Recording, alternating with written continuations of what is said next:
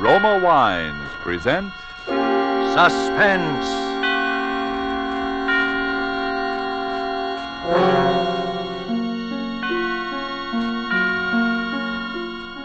This is the Man in Black, here to introduce this weekly half hour of Suspense. Tonight from Hollywood, we bring you, in response to requests from many thousands of listeners, Miss Agnes Moorehead, in one of the most famous suspense plays this series has ever presented, Sorry, Wrong Number.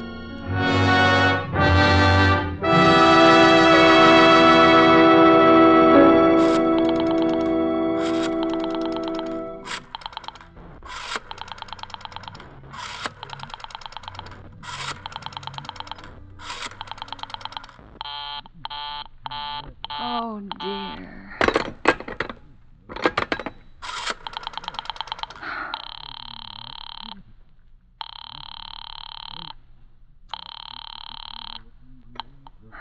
Your call, please. Operator, I've been dialing Murray Hill 40098 now for the last 3/4 of an hour, and the line is always busy. I don't see how it could be busy that long. Will you try it for me, please? I will be glad to try that number for you. One moment, please. I don't see how it could be busy all this time. It's my husband's office. He's working late tonight, and I'm all alone here in the house. My health is very poor, and I've been feeling so nervous all day. Ringing Murray Hill 40098.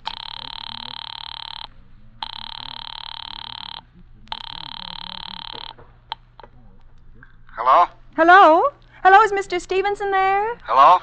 Hello? Hello. Hello? George? Yes, sir, this is George speaking. Hello? Who's this? What number am I calling, please? I'm here with our client. Oh, good. Is everything okay? Is the coast clear for the night? Yes, George. He says the coast is clear for tonight. Okay. Where are you now? In a phone booth. Don't worry, everything's okay. Very well. You know the address. Yes, I know. Let's see now. At 11 o'clock, the private patrolman goes around to the bar on 2nd Avenue for a beer. That's right. 11 o'clock. Okay. And be sure that all the lights downstairs are out. There should be only one light visible from the street. Okay. What's that? Oh, just a minute, George. Oh, our client tells me that at 11:15 a train crosses the bridge. It makes a noise in case her window is open and she should scream. Hello? What number is this, please? Okay, I understand. That's 11:15, the train, huh? Yeah. Do you remember everything else, George? Yes. I'll make it quick, as little blood as possible, because our client does not wish to make her suffer long. Huh? That's right. You'll use a knife? Yes, a knife will be okay. Then afterwards, I remove the rings and the bracelets, and the jewelry in the bureau drawer, because our client wishes it to look like a simple robbery. Huh? Don't worry, everything's okay. I know. Oh, how awful. How unspeakably awful. Oh. Your call, please. Operator, I've just been cut off. I'm sorry, what number were you calling? Why, it was supposed to be Murray Hill 40098, but it wasn't. Some wires must have got crossed. I was cut into a wrong number, and I've just heard the most dreadful thing, something about a murder. And, operator, you'll simply have to retrace that call at once. I beg your pardon. May I help you? Oh, I know it was a wrong number, and I had no business listening, but these two men, they were cold-blooded fiends, and they were going to murder somebody, some poor, innocent woman who was all alone in a house near a bridge. And we've got to stop them. We've just got to. What number are you calling? Well, that doesn't matter. This was a wrong number, and you dialed it for me, and we've got to find out what it was immediately. What number did you call? Oh, why are you so stupid? What time is it? You mean to tell me you can't find out what that number was just now? I'll connect you with the chief operator. Oh, I think it's perfectly shameful. Now, look, it was obviously a case of some little slip of the finger. I told you to try Murray Hill 40098 for me. You dialed it, but your finger must have slipped, and I was connected with some other number, and I could hear them, but they couldn't hear me. Now, I simply fail to see why you couldn't make that same mistake again on purpose. Why you couldn't try to dial Murray Hill 40098 in the same sort of careless way. Murray Hill 40098. I will try to get it for you. Well, thank you.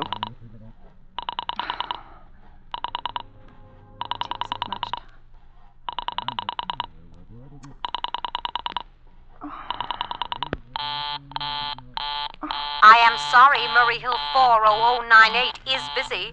I will call you Operator! Your call, please. You didn't try to get that wrong number at all. I asked you explicitly, and all you did was dial correctly. I am sorry. What number are you calling? Well, can't you for once forget what number I'm calling and do something for me? Now, I want to trace that call. It's my civic duty and it's your civic duty to trace that call and apprehend those dangerous killers. And if you won't... I will connect you with the chief operator. Well, please. This talk, I can't make anyone understand.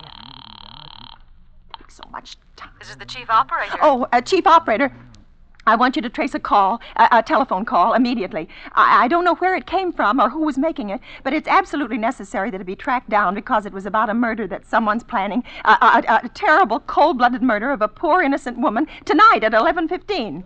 I see. Can you trace it for me? Can you track down those men? Well, I'm not certain. It depends. Depends on what? It depends on whether the call is still going on. If it's a live call, we can trace it on the equipment. If it's been disconnected, we can't. Disconnected? If the parties have stopped talking to each other. Oh, but of course they must have stopped talking to each other by now. That was at least 5 minutes ago, and they didn't sound like the type who would make a long call. Well, I can try tracing it. May I have your name, please? Mrs. Stevenson. Mrs. Albert Stevenson. But and listen, your telephone number, please. Plaza 32098. But if you go on wasting all Why this do you time... want this call traced, please? Why? Oh, no reason. I merely felt very strongly that something ought to be done about it. These men sounded like killers. They're dangerous. They're going to murder this woman at 11:15 tonight, and I thought the police ought to know. Have you reported this to the police? Well, no, not yet. You want this call checked purely as a private individual? Yes, but meanwhile... I'm sorry, Mrs. Stevenson, but I'm afraid we couldn't make this check for you and trace the call just on your say-so as a private individual. We'd have to have something more official. Oh, for heaven's sake. You mean to tell me I can't report that there's going to be a murder without getting tied up in all this red tape? Why, it's perfectly idiotic. Well, all right. I'll call the police. Thank you. I'm sure that would be the best way to do it. It's ridiculous. Curse such nonsense. Utter nonsense. Your call, please? The police department. Get me the police department, please. Thank you. Ringing the police department. Oh, can't you ring them direct? It takes all this time.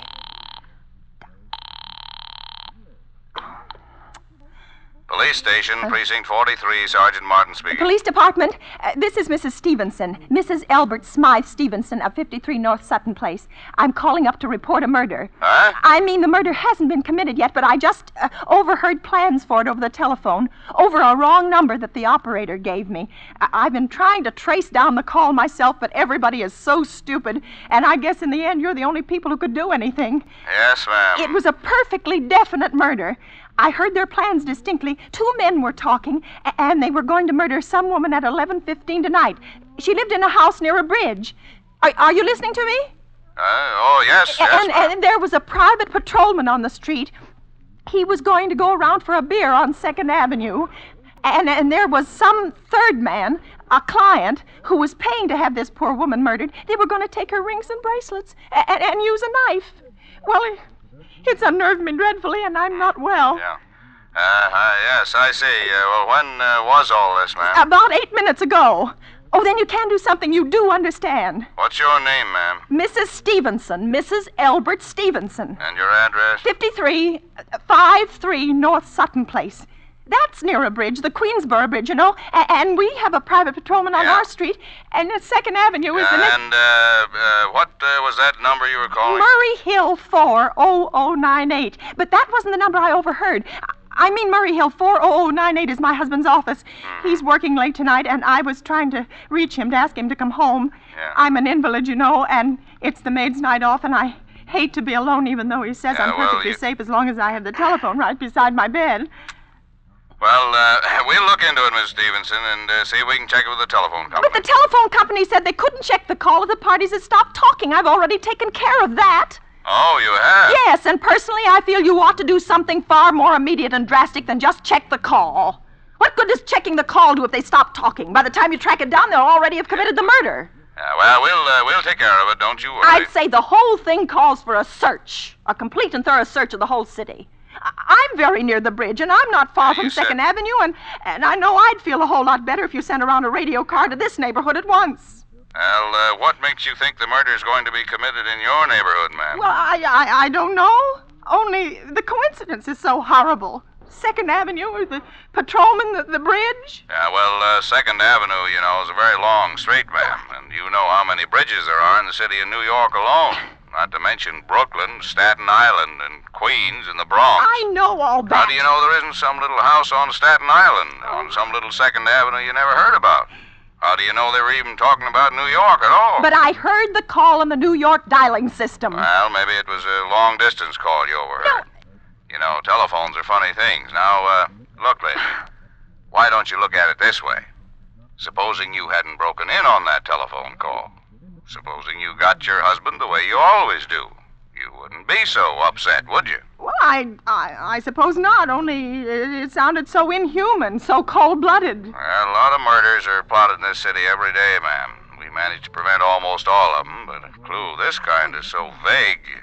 Isn't much more use to us than no clue at all. But surely you can... Unless, of course, you have some reason for thinking this call was phony and that someone may be planning to murder you. Me? Oh, no. No, I hardly think so. I mean, why should anybody? Well, I'm alone all day and night. I see nobody except my maid Eloise. She's a big 200-pounder. Yeah. She's too lazy to bring up my breakfast tray, and the only other person is my husband Albert. He's crazy about me. He adores me. He waits on me hand and foot and has scarcely left my side since I took sick 12 years ago. Yeah, well, then there's nothing for you to worry about. And now if you'll just leave the rest of this to us, we'll take care of it. But what will you do? It's so late. It's nearly 11 now. We'll take care of it, lady. Well, will you broadcast it all over the city and send out squads and warn your radio cars to watch out, especially in suspicious neighborhoods like mine? Lady, I said we'd take care of it. Now, I've got a couple of other matters here on my desk that require immediate attention. So good night, ma'am. Thank you. Oh, you idiot. No, why did I hang up the phone like that? Now he'll think I am a fool. Oh, why doesn't Albert come home? Why doesn't he? The operator again. Oh. Your call, please. Operator, for heaven's sake, will you ring that Murray Hill 40098 number again? I can't think what's keeping him so long. I will try it for you. Oh, got me so nervous. Takes so long. Oh. I'm sorry, Murray Hill 40098 is busy. I will call I can hear it. You don't have to tell me. I know it's busy. Oh. If I could only get out of this bed for a little while. If I could get a breath of fresh air or just lean out of the window and see the street. Hello? Albert? Hello? Hello? Oh, what's the matter with his phone? Hello? Hello? Hello? Hello?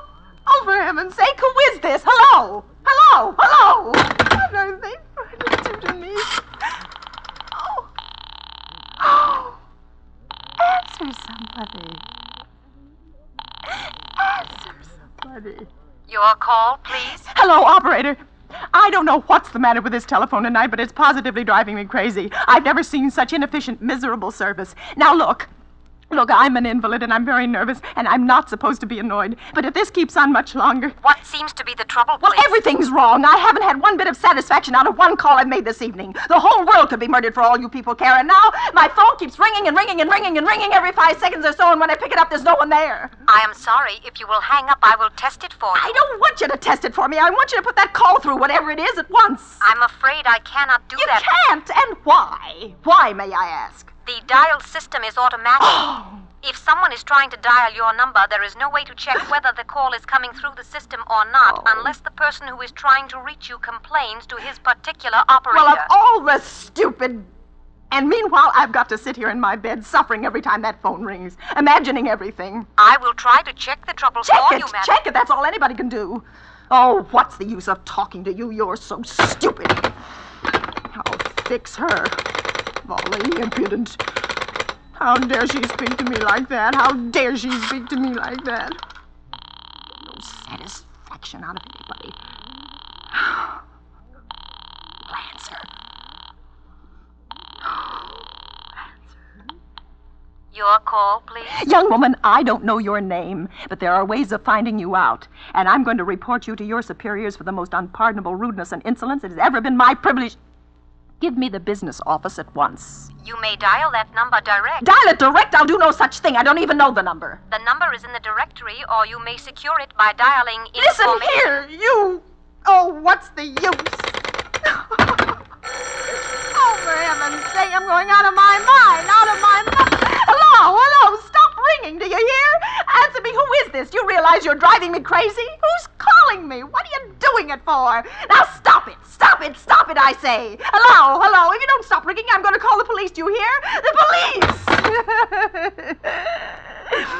Oh, if Albert would only come home. Oh, let it ring, let it go on ringing. It's a trick of some kind. I won't answer it. I won't. Even if it goes on ringing all night, I won't answer it.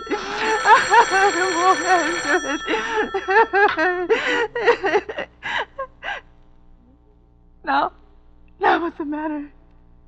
Why do they stop ringing all of a sudden? What time is it? Where's my clock? Where is it? 5 to 11. They've decided something. They're sure I'm home. They've heard my voice answering them just now. That's why they've been ringing me. Why no one has answered me. Oh, where is she? Where is she? Why doesn't she answer? Your call, please. Where were you just now? Why didn't you answer at once? Give me the police department.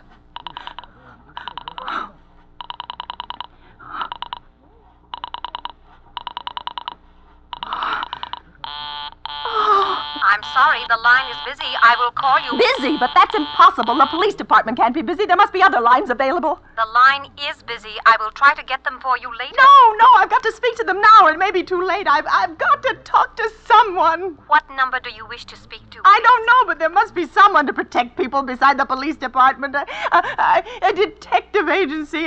You will find agencies listed in the classified But I directory. don't have a classified. I mean, I'm too nervous to look it up, and I don't know how to use the book. I will connect you with information. Perhaps she will be able to help you. No. Oh, you're being spiteful, aren't you? You don't care, do you, what happens to me? I could die, and you wouldn't care. Oh, stop it. I can't stand anymore. Hello, what do you want? Stop ringing, will you? Stop it. Hello? Is this Plaza 32099? Yes. Yes, I'm sorry. This is Plaza 32099. This is Western Union. I have a telegram here for Mrs. Albert Stevenson. Is there anyone there to receive the message? I am Mrs. Stevenson. The telegram is as follows. Mrs. Albert Stevenson, 53 North Sutton Place, New York, New York. Darling, terribly sorry. Tried to get you for last hour, but line busy. Leaving for Boston, 11 p.m. tonight on urgent business. Back tomorrow afternoon. Keep happy. Love, signed Albert. Oh, no. Do you wish us to deliver a copy of the message? No, thank you. Thank you, madam. Good night. Good night. No. Oh, no, I don't believe it. He couldn't do it. Not when he knows I'll be all alone. It's some trick, some fiendish trick. I know it. Your call, please. Operator, try that Murray Hill 40098 number for me just once more, please. You may dial that number direct. Oh.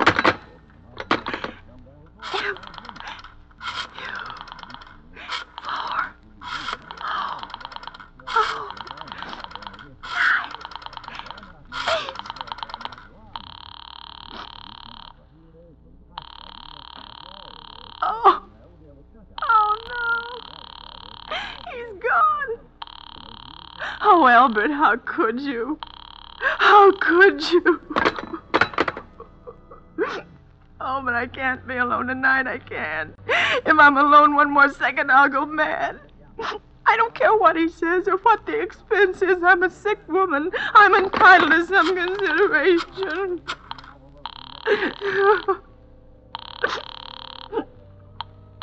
This is information. May I help you? I want the telephone number of Henchley Hospital. Henchley Hospital. Do you have the street address? No, it's somewhere in the 70s. It's a very small, private, and exclusive hospital where I had my appendix out 2 years ago. Henchley, Henchel. One moment, please. Please hurry. And please, what is the time? You may find out the time by dialing Meridian 71212. Oh, for heaven's sake, I've no time to be dialing. The number of Henchley Hospital is Butterfield 89970. You.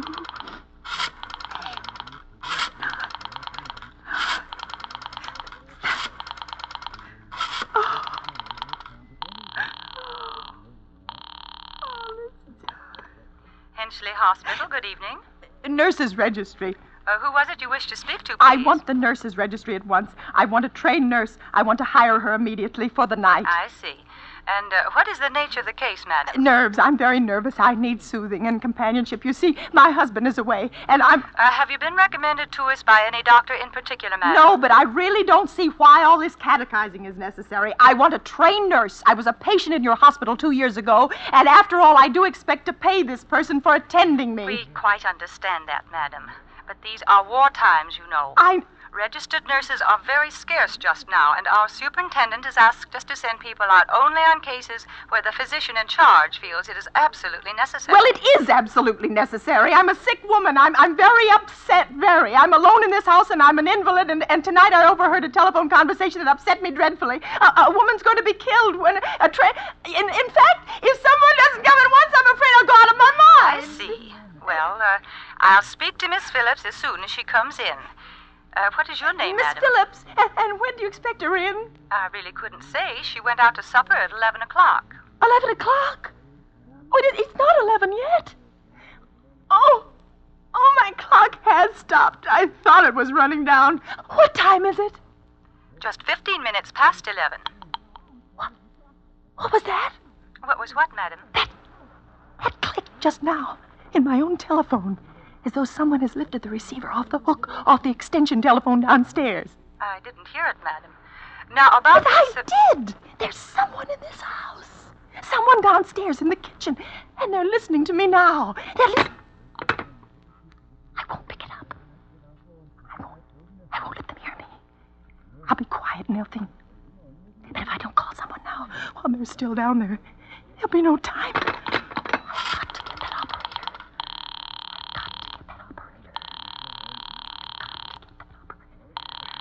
Oh, answer. Your call, please. Operator, I'm in desperate trouble. I'm sorry, I cannot hear you. Please speak I louder. don't dare. There's someone listening. Can you hear me now? I am sorry. But you've got to hear me. Please, you've got to help me. There's someone in this house. Someone who's going to murder me, and you've got to get in touch with the... There it is. He's put it down. He's put down the extension phone. He's coming upstairs. He's coming up the stairs. Give me the police department. The police department. One moment, please. I will connect you. Okay, please. I don't... Oh, no. Oh, don't come here. Oh, please, I didn't do anything. Oh, don't come near me. Please don't. Please don't.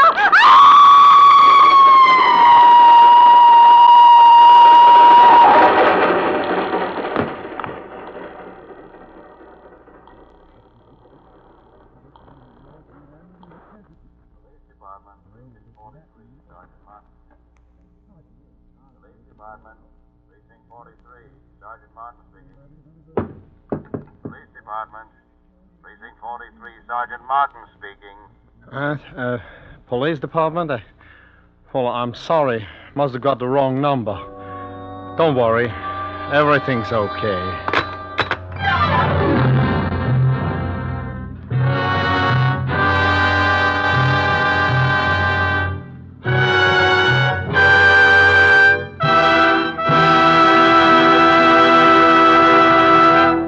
And so closes Sorry, Wrong Number, starring Agnes Moorehead.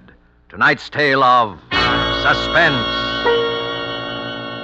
Before we tell you about next week's stars and story, Roma Wine, sponsor of these weekly suspense dramas, asks you to consider this. When entertaining guests at your home, are you able to go into your Roma wine cellar and say, which would you prefer, this delightful sherry or this sweeter, heavier port? Whichever of these or any others of the many equally fine Roma California wines you offered your guest, they would find you had poured a world of satisfaction into their glasses. If you are not one of the millions already enjoying these good Roma wines, don't put off this great treat another day. You'll be surprised at the tiny cost your Roma wine dealer will ask for such great enjoyment. Only pennies a glass by actual check. Now you can boast of your own private wine cellar, your private Roma wine cellar. And then, inspired by the great qualities of Roma wines, you will add your voice to the swelling international chorus that says, Roma wines are truly magnificent. Let me repeat the name. R-O-M-A, Roma Wines. Made in California for enjoyment throughout the world. This is Agnes Moorhead. I'm always flattered and delighted when I'm asked to appear on Suspense, because I've such very great admiration for this program. I know you'll want to be listening next week, as I will, when Michelle Morgan and Philip Dorn will be your stars with George Coulouris. One more word. The attack for victory is on. You help make the victory surer and bring it sooner when you buy more war bonds. Suspense is produced and directed by William Spear. Don't forget then next Monday, same time, for Michelle Morgan, Philip Dorn, with George Coulouris in Suspense. Presented by Roma Wines. Made in California for enjoyment throughout the world.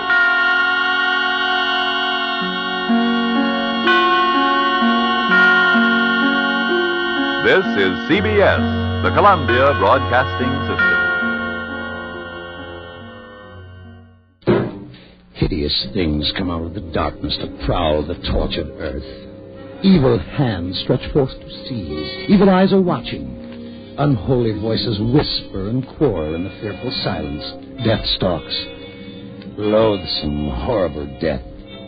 Dare you put out your lights and listen to Boris Karloff in the story of horror in the deepening darkness? Dare you listen to Lights Out?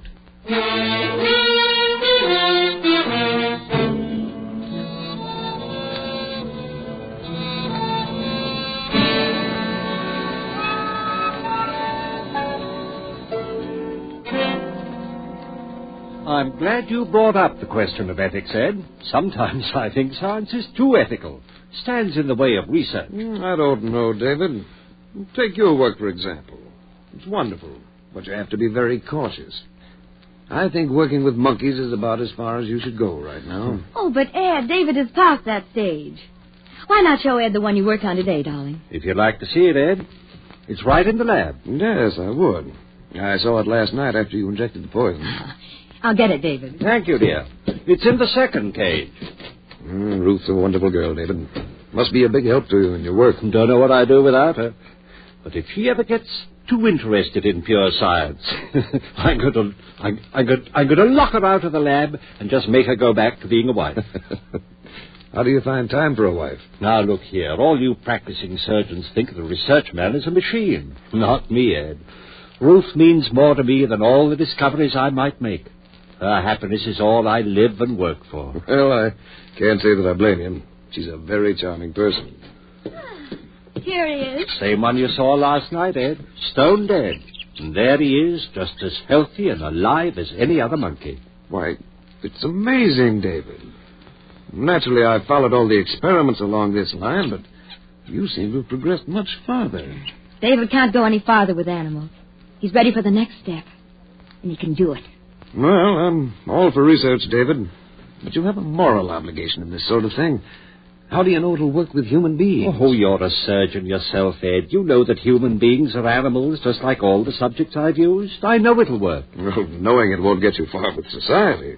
You'll have to submit proof. I know that, and I've tried every way I can think of to get a human being to demonstrate on. He's tried insane asylums, penitentiaries, everywhere. No one will listen to me. Well, in a way, you can't blame them. Even to me, with my training, the idea seems, well, blasphemous. My dear Ed, you can't stop scientific progress because of a so-called moral concept. Besides, what could be less blasphemous than to triumph over death? I'm sorry, but I can't see it that way. I wouldn't want to try it on me. When I'm dead, I want to stay dead. Oh, that's foolish, Ed. Well, if I die first, I want David to use me for a subject. Ruth, don't look so startled, Ed. She's always been my strongest supporter, but I'm not going to use her as a subject. I like her too well as a wife. Still, it gives me the shivers to hear you talk that way, Ruth. Why? I've seen David's work grow to where the technique is perfect. Before long, his experiments will be recognized by the whole medical world. And if I can help him achieve that goal, I'm willing to do anything. Living or dead. I mean it.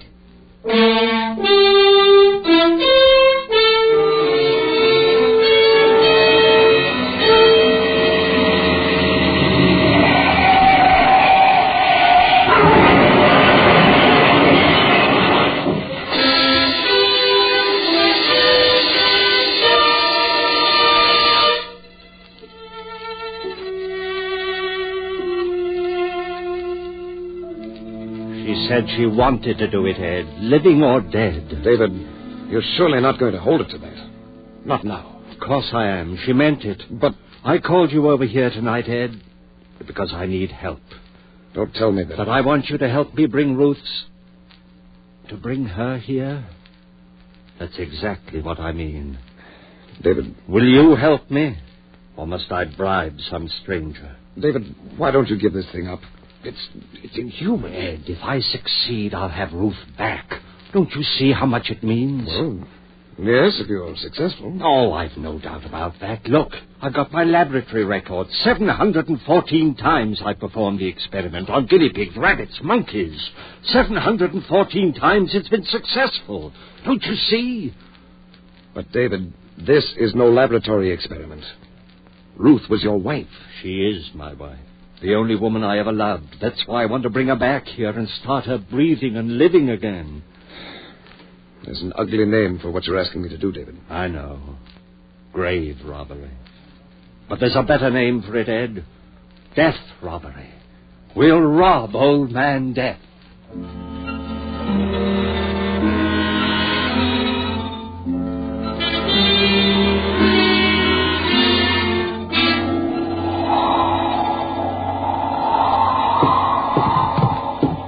Kick the door shut. On the operating table. I must say you are completely equipped. It's surgery just as well as a lab. Everything we need is here. There. Well, it's done. Not yet. You mean you want me to stay? Ed, listen. Ever since Ruth... Well, I guess I've leaned on you for everything. I won't ask you to stay, but I do need you. Just a little longer. All right, David. I'll stay. Ruth will be the first to thank you when we succeed. David, I'll always doubt this until I see Ruth living, breathing, smiling again. It won't be long. Just a matter of 15 or 20 minutes. If nothing happens. What will you do if your operation doesn't work? Then you'll have just one more job to do as my friend. And that? Will be to bury both of us. Oh, now look, David. If Ruth isn't alive again within a few minutes, I'll have lost her forever. And I'll have proved that my whole life's work is useless. I'll have reason enough to use any of a dozen tricks that any good surgeon knows. End the whole business. Oh, but don't look so horrified, Ed. We won't fail. Let's begin. I should remind you once more, David, that you're usurping powers that belong to God Almighty. I like to think that Providence has wisely held back the knowledge of things like this until we knew how to use them, and I know how. Hand me that large beaker. All right. I'm not going to back out on you, David. What shall I do? Do. You'll work as you haven't worked in surgery before. Thank heavens I've got your skill on my side. Now then, first strap the sphygmomanometer on her arm. I just happened to think of something. Keep moving. This is all a matter of timing. Yeah, but, David... Here are your instruments. And I want the incision right here where I'm shaving the hair. Make a small incision just at the fontanelle while I prepare the solution. David, have you considered... Please, work fast. But, Dave... What? She was embalmed, you know. Of course I know that. I've something to replace the blood and counteract the fluid. It's ghastly. Finish the cut. I know what I'm doing. Well, that's all for the incision, but after all... Work nice. Now cut away the dura mater. Entirely? Leave the brain exposed? Yes, I'll fix that. I've done it 700-odd times. This is no guinea pig or monkey. Well, I hardly need reminding. Sorry. What's that? A compound I've synthesized myself. What is it? I call it digamma-paradiamine. Oh, I know that isn't chemically correct, but it's as close as I can get to it. I knew that something like it must exist. It took 3 years to track it down. It took me that long to make the first drop of it. Oh, you know what you're doing, all right. Yes, I do. Now then, if you're finished, take the leads from that storage battery there and attach the positive to the silver plate on the shelf. Put that at her feet. I feel as if I were doing something unholy. Place the tip of the negative in the incision you made in the skull. Be sure the tip of the wire actually penetrates the pia mater. David, what if you bring her back? I will bring her back. But what if you bring her back and find she comes back without her soul? What? Her soul? Yes. You're a surgeon, and you believe in a soul? Well, I hesitate to say there is no such thing. You've seen a good many deaths, haven't you? Have you ever seen any evidence that the soul escapes at death? Perhaps I couldn't recognize the evidence. Put it this way, then. If there is any soul, it either leaves the body or stays with it at death. Now, no reputable surgeon or physician has ever been able to report the slightest evidence of the soul's having left the body. So, the soul, if there is a soul, must stay with the body, a part of it. I'm ready now, if you've finished. Everything's set. Good. Close that switch then at the battery. Watch the meter and keep the current between plus and minus 5 of 150. There's a rheostat on the edge of the table. All right? All right.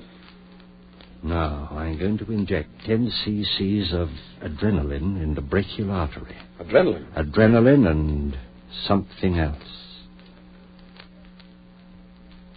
There. God, she's beautiful, Ed. Yes. She was. She is. You'll see her in a few minutes, just as she was. I wonder what you'll have to tell us. Nothing. Death is only a transcendental sleep. Do you really believe that, dear? Oh, well, what's the difference? How's the current? Let's see. What? Well, it's jumped to 180. Good. Bring it back to 150. That's the result of the injection. On a dead body? Let's say suspended animation. There are still a few things in surgery you don't know, aren't there? I never dreamed of a reaction like that. I'll show you more. Help me swing this lamp over here. But let the ammeter go. It'll hold steady for a minute now. But it might jump again. No, it won't. I've been all through this before. The reactions are exactly the same as the others. Well, this lamp? X-rays? No, it's a modification of the cathode ray. And just another of my developments. I call these theta rays. Why do you call them that? Well, most rays are named for the first few letters in the Greek alphabet. Alpha, beta, gamma, and so on. Well, that explains theta. Didn't you say theta? Yes. But theta was called the letter of death by the ancient Greeks. Well, that's right. It was the first letter in the word thanatos. Death. Yeah, I see. A theta without death. Maybe I was too sentimental. Maybe. At least human for once. Let's not argue. Here goes the ray. Now, quickly, the solution. Inject it? No, pump it. I built this pump especially for it. There's the pump switch, Ed. Here? Yeah. Turn it on and watch the ammeter. Okay. It's jumping. How far? 155. Let it go. 160. 170. Hold it there. It'll stay there now. Listen carefully. Yes. As soon as I turn off the pump, I want sphygma readings. But there won't be any blood pressure. Wait and see. Give me a reading each time I ask for it and take them carefully. Are you ready? This is fantastic. I'm ready. Okay. Reading. Systolic 0. Diastolic 2. That's all right. It will take a few seconds. Now. 40. My God. Diastolic. Hurry. 0. Aortic valve still open. I'll turn off the ray. Reading. 48. Over 42. David. Not yet. Now the stopwatch. 7 seconds after I say go, I want the systolic. Now you have it? Right. Ready. Now, go.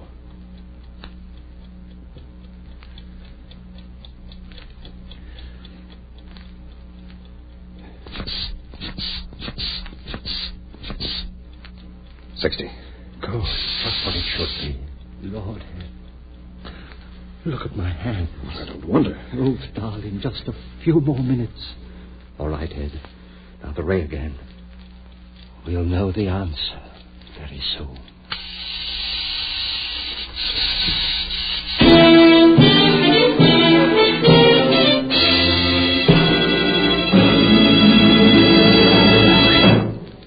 The second act of Lights Out, starring Boris Karloff, will follow in just a moment.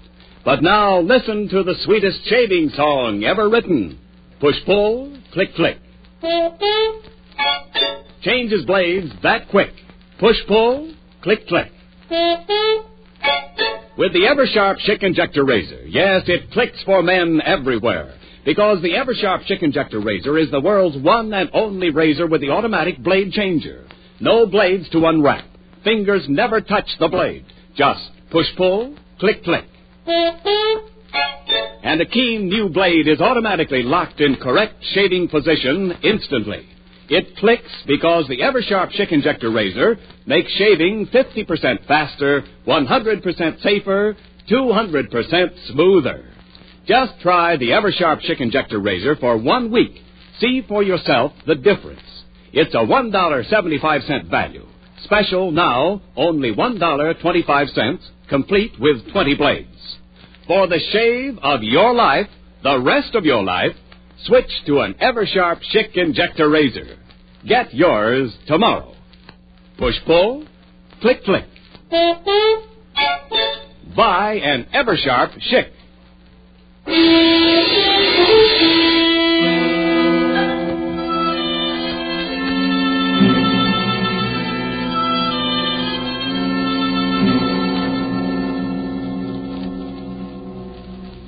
How long do you use the ray this time, David? Not long. Give me a reading. 68. Over 67. Now. 70. Diastolic. 68. Now. David, 118. 76. Close. Now. 120. That's it. 80. The stethoscope. Quick. Here. Listen.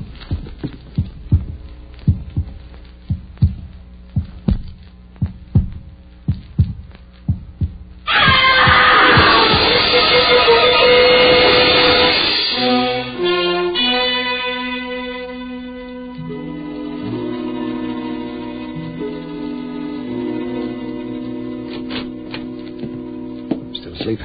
Yes, almost a coma. She's all right otherwise? As far as I can tell, her respiration's normal, pulse just a tiny bit fast, and the reflex is slow, but apparently all right. David, I feel I must apologize to you. Apologize? Why? Well, for doubting you, I suppose. You'll learn to believe me. Very calm in the face of all this. Do you realize that you've performed a miracle? A miracle? I brought my wife back to me, as I promised her. It's an unholy thing, but... But we've conquered death. Is that unholy? We have conquered death. May God forgive us. She'll only wait now. How long has she been asleep? Let me see. 11 hours. Hasn't spoken at all? Not since that first scream, when she fell asleep. Have you given her anything? Just a few drops of brandy. Have you tried to wake her? No, but I think I'll try now. Oh, wait a minute before you do. Why? Well, I hate to keep harping on this business about a soul, David. I realize this is no place for a philosophic discussion, but I can't help wondering why Ruth screamed when she first came back to life. I think there's a logical explanation. After all, it must have been a physical shock. That's true. It must also be true that there was a great mental shock involved. I think that's why she screamed, and I'm wondering whether there's been a permanent effect on her mind. Or, as I prefer to think of it, her soul. Oh, you're simply borrowing trouble, Ed. I've never seen any sign of permanent damage in my other experiments. Don't forget that Ruth was a human being. Well, there's only one way to find out. I'm going to wake her. You're not afraid? Afraid? Of what? Ruth. Ruth. Wake up, darling. Ruth, dear. It's David speaking. Wake up, dearest. Ruth. Ruth. There, darling. No wonder it scared the poor girl. Ruth, it's David, dear. I kept my promise and you're alive again. Oh, you're all right, honey. It's David. You're... Ruth. Ruth. David, what's the matter? Ruth. God, it is her mind. No, David. Her soul.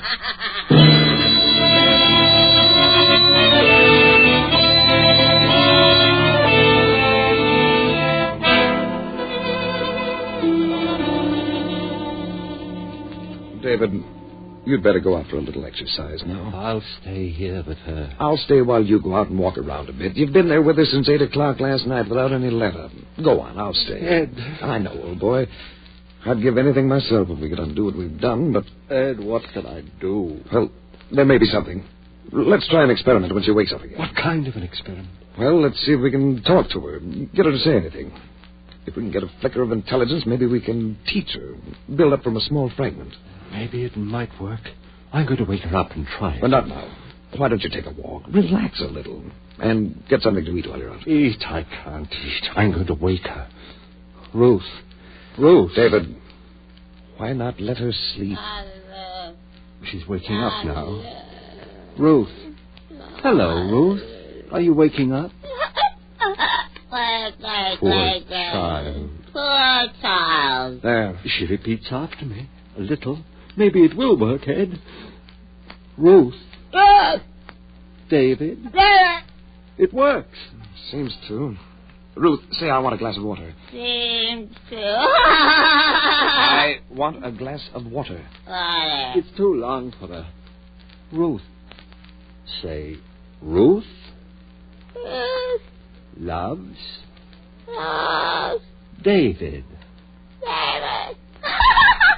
Ruth loves David. Ruth loves David. It's working, Ed. Maybe. But what is she thinking? I don't know. Stop it! Wait a minute, old man. Too much for you, tired as you are. Go on out and take a little walk, and I'll work with her for a while. Your nerves won't take much of this. I guess you're right, Ed. I can't think anymore. I'll be right back. Fine. I'll take good care of her and see what I can find out. Be patient. Don't worry, I will. And you get something to eat while you're out. All right, I'll try. Poor guy, this is really rough on him. Rough on him. Ruth. We're kidding ourselves. There's nothing there. She's a parrot. Never mind, Ruth. Ruth, put down that scalpel. Don't hurt yourself. Ruth, stay away. Don't put it down. Think of David.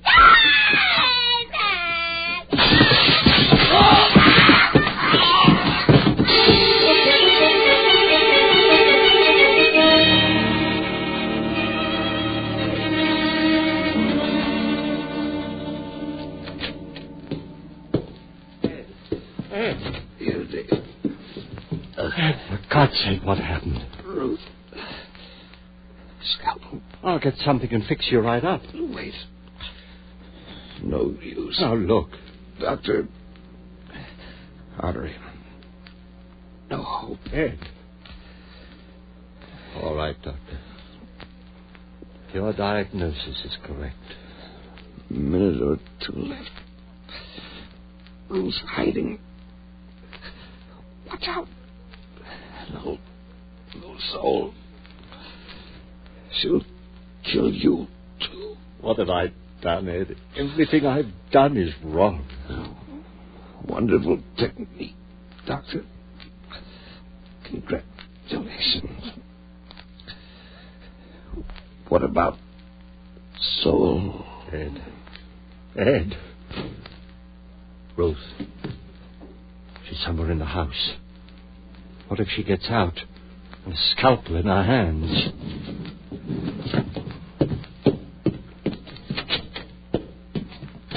There's been enough damage. Ruth! Ruth! Basement. I'd better take a gun.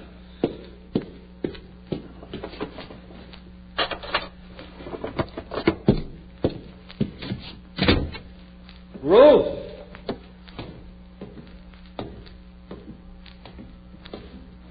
Ruth! Wish I had more light.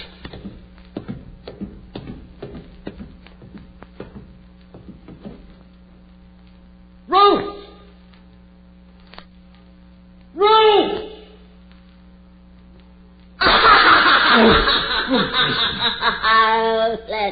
Ruth, now give me that scalpel. You'll hurt yourself. Ruth. Ruth, come back. Come back!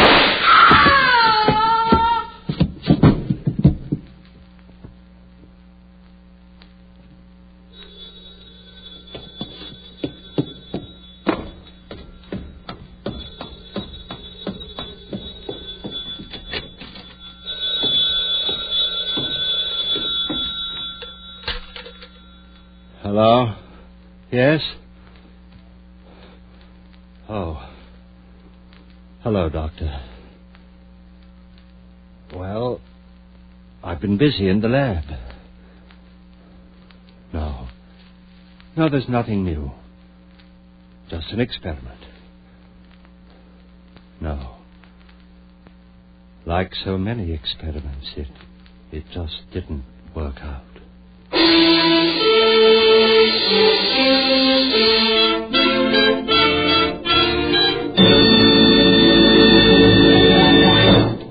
Eversharp Schick has just presented Boris Karloff in the first of the new series of mystery and terror stories, Lights Out. In just a moment, we'll tell you about next week's story. But first, no matter what kind of razor you use now, here's a challenge. There's a better, easier, faster way to shave. Eversharp Schick Injector Razor has banished forever 90% of the nuisance that makes shaving such a chore. Ends nuisance number 1, no time wasted. Eversharp Schick Injector Razor has been proved at least 50% faster. Ends nuisance number 2, it's safer. Patented guard bar prevents skin irritation, even under nose. Eversharp Schick shaves clean and smooth without skin irritation. Ends nuisance number 3, nothing to take apart or put together.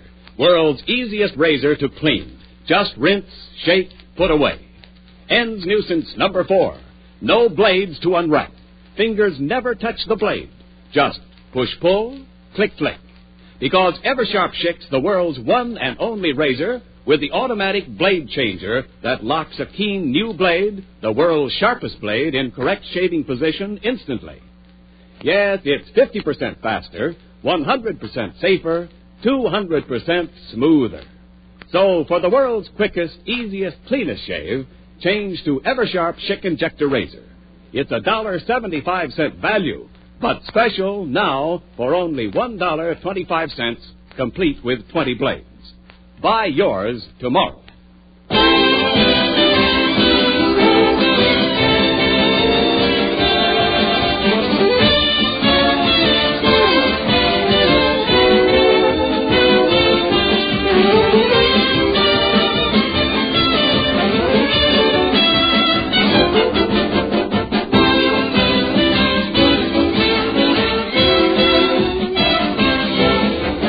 Next week, Lights Out will bring you a story about the undead, the vampires who are doomed to wander alone through all eternity, seeking the blood of innocent ones. Be sure to listen next Wednesday night at the same time.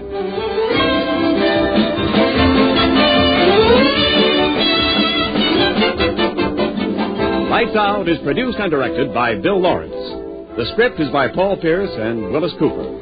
This is Ken Niles speaking for Eversharp, manufacturers of Eversharp chick injector razors and blades, and famous Eversharp precision writing instruments. For birthdays, weddings, anniversaries, and business gifts, remember the best gift of all is an Eversharp CA pen. Buy yours tomorrow during the sensational Eversharp CA pen sale. Buy now and save as much as 60%. This is ABC, the American Broadcasting Company. Have you heard the strange tales of the Whistler?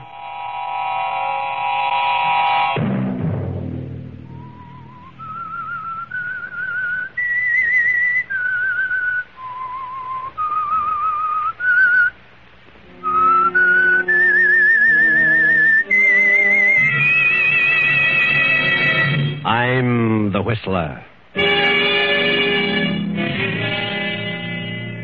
You can't leave me now, Elizabeth. I need you. I've just come from Dr. Elston. It's my eyes.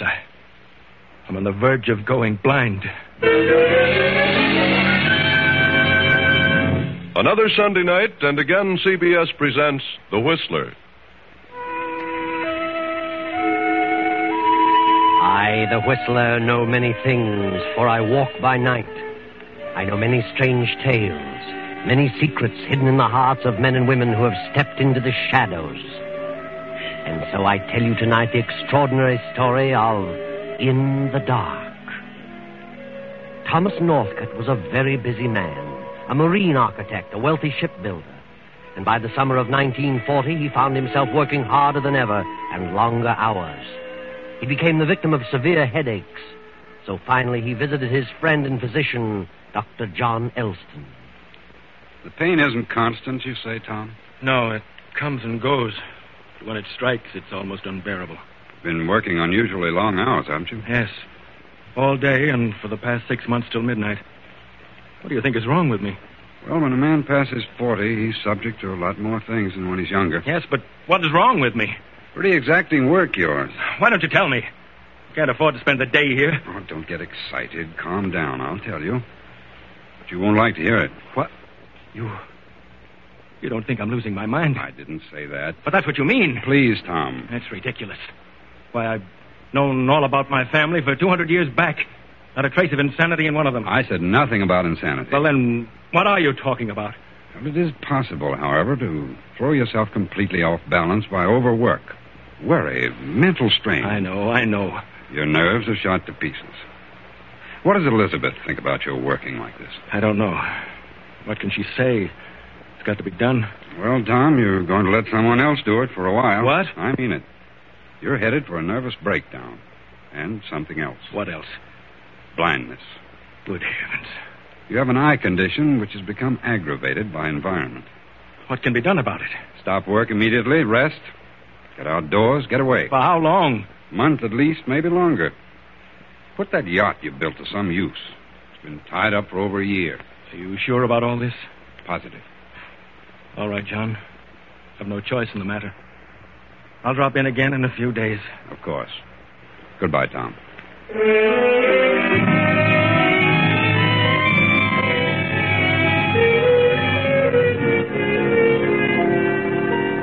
So Tom, completely flabbergasted, goes back to his office and tries to finish some plans and specifications. But he cannot keep his mind on the work, so he goes home early.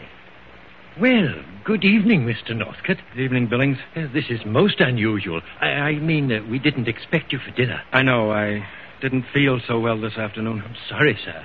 Isn't Elizabeth having dinner here? No, sir. Mrs. Northcote hasn't had dinner in for several weeks. I didn't know that. She's been going out every evening. Well, I don't want much. Something light. Very good, sir. Oh, there's a letter for you in the library. A letter? Yes, sir. Thanks, Billings. Letter, eh?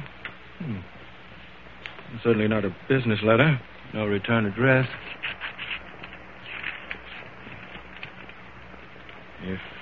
Your wife, Elizabeth, doesn't stay away from a certain man.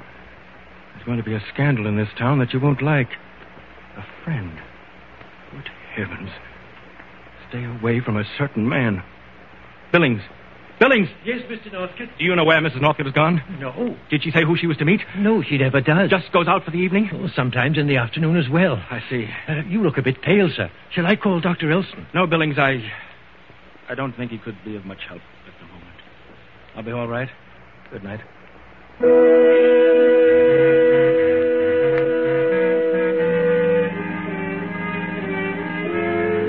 Tom moves slowly up the stairs to his room and goes to bed. He has difficulty falling asleep, stares into the darkness, and through his mind runs the phrase, a certain man. But what man? Finally, he drops off to sleep. He rises early and without seeing Elizabeth goes to the office to wind up his affairs, then arrives home early again. But Elizabeth is not there. Elizabeth is sitting in a cocktail lounge with Charles Carroll, her attorney. I never see Tom anymore. He leaves early, comes in late. No. Business. I just can't go on like this. It's driving me mad. You're no different from a lot of women in this country. Production has speeded up, and there's nothing a man can do about it. But if Tom loved me, he could find a little time to spend with me. You still love Tom? I did, but his indifference has made me cold as a cucumber. Yes, but you have everything. Money, position. Why throw it away? This condition may only be temporary. I can't understand you, Charles. We went through puppy love together.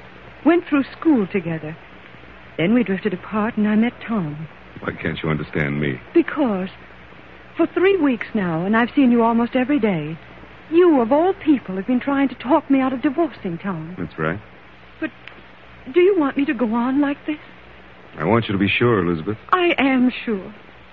Are you afraid you'll lose some business if I divorce Tom with you as my attorney? Elizabeth, you know I'm terribly fond of you. I always have been and always will be.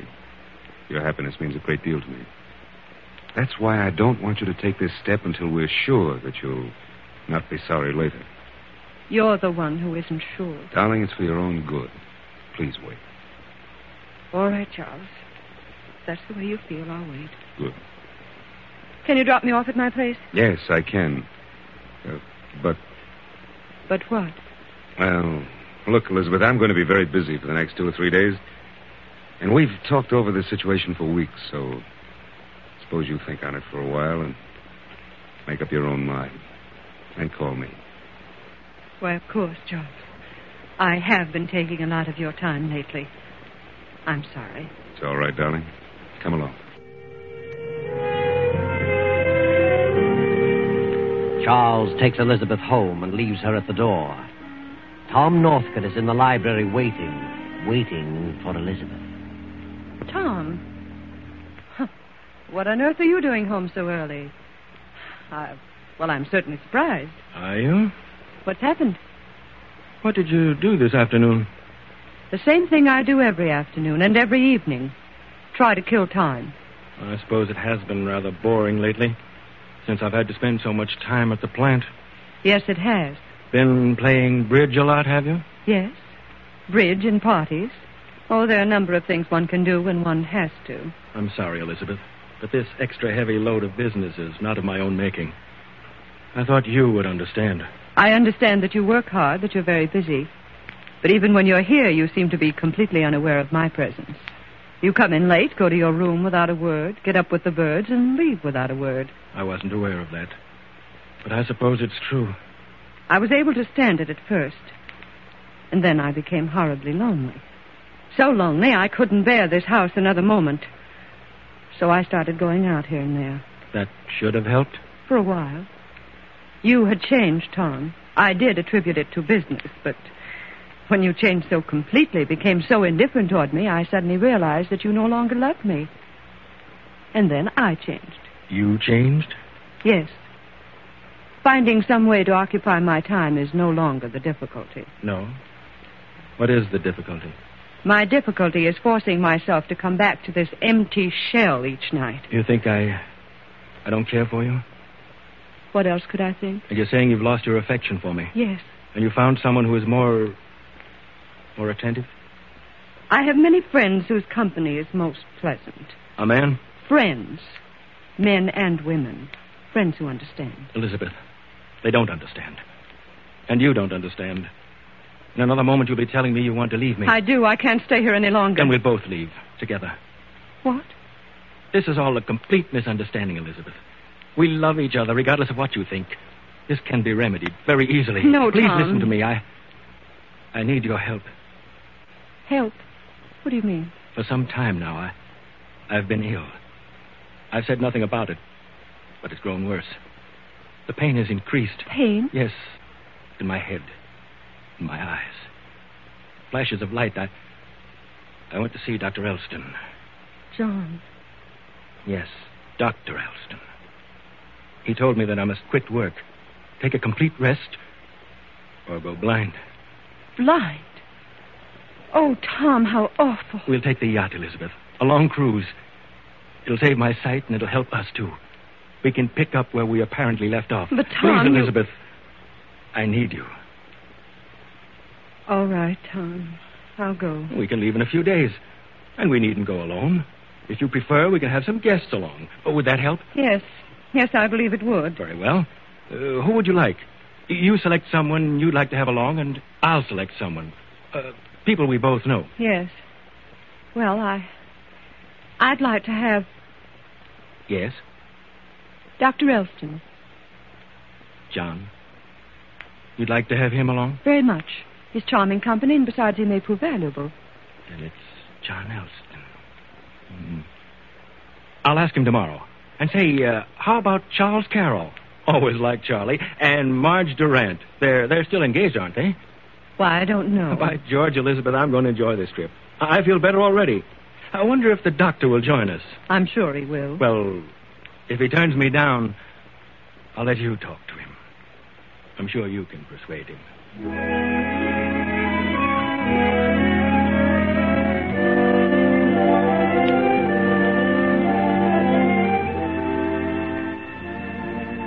Next day, Tom visits the doctor, John Elston, and after some persuasion, the doctor accepts the invitation. Then Tom runs into Marge Durant in the doctor's waiting room. Well, hello there, Marge. How are you? All right. Haven't seen you or Charlie in some time. How is Charlie? Oh, all right, I guess. You guess? Haven't you seen him? Don't tell me you two have broken off your engagement. Oh, no, not officially. Charles has been exceptionally busy for several weeks. Well, you mustn't be too hard on us men in times like these. We don't mean to be neglectful. No? I'm taking a cruise in the old yacht. Going to leave in a few days. Be gone several weeks. How would you like to join us? Us? Yes. Elizabeth and me. And Dr. Elston. He's just accepted. Well, I'd love to go. We all need to get away from things now and then. We certainly do, but I don't... Oh, I've already asked Charlie. And he said he'd love to go, if I could persuade you to go. Charles said that? He did. So you'll have a chance to see him every day. Well, I'll be tickled to death to join you. Good. The party's complete. Come aboard Saturday night. We'll sail early in the morning. See you later, Marge.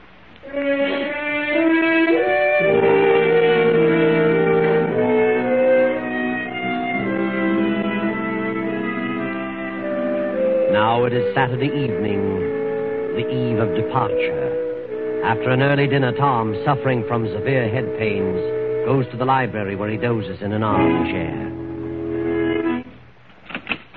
Tom? Tom? Tom, wake up. Huh? What? Oh, Elizabeth. I must have had quite a nap. Well, the pains are gone. I'm glad of that. It's 8:30. We better leave for the yacht. 8:30? Good heavens. Turn on the lights, Elizabeth. What? Push the switch. Tom. What's wrong, Elizabeth? Tom, the lights are on. What? Elizabeth. Yes, I just turned them on. Good Lord. It's happened. Oh, Tom, I'm terribly sorry. Shall I call the doctor? No, wait. We better cancel the trip. No, please. I'd rather go on. And I'd rather we didn't say anything about this. I'm sure it'll pass. We'll go ahead. And I'll bluff it through for a while. You'll help me. Won't you, Elizabeth? Yes, Tom. I'll help you.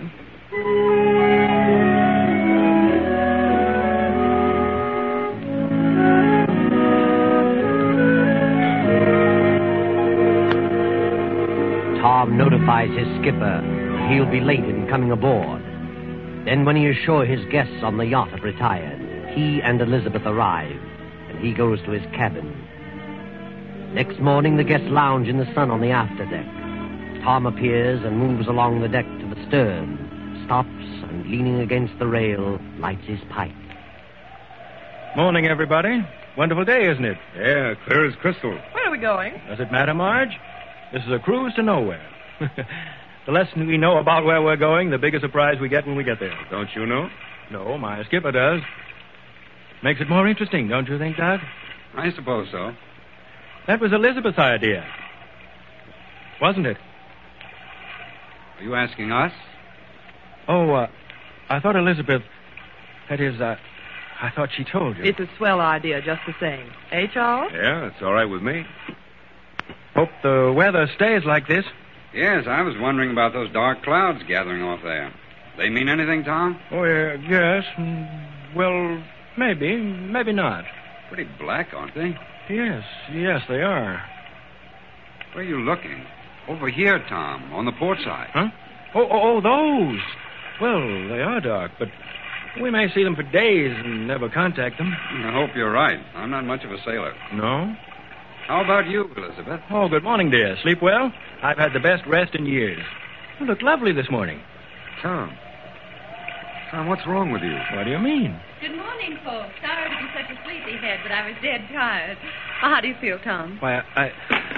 Confound it, my best pipe. I'll get it. Wait a minute. Tom can get it. It's right at his feet. John. Here it is, Tom. When did this happen? Last evening. You weren't going to tell me. I'm to bluff it through. Yes.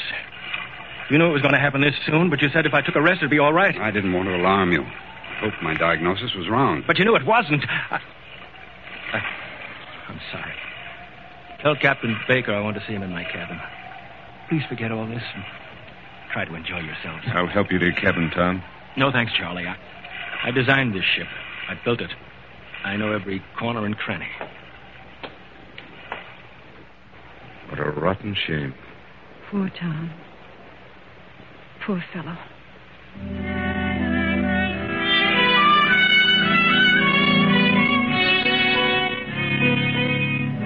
That evening after dinner, Elizabeth visits Dr. Elston in his cabin. A half hour later, Tom gropes his way along the rolling deck toward the doctor's room. Elizabeth has just left. Did you say come in, Doctor? I couldn't quite hear. Storm coming up. Yes, of course. Come in, Tom. I wanted to talk with you, John, before I turned in. Certainly. Sit down, Tom. Yes. Here we are. Not a bad storm. Not bad at all. This'll blow over. Yes, I suppose so. That's strange. That odor.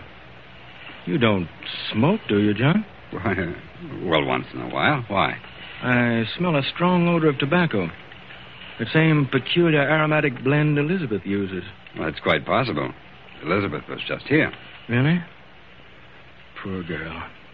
She's terribly upset about me.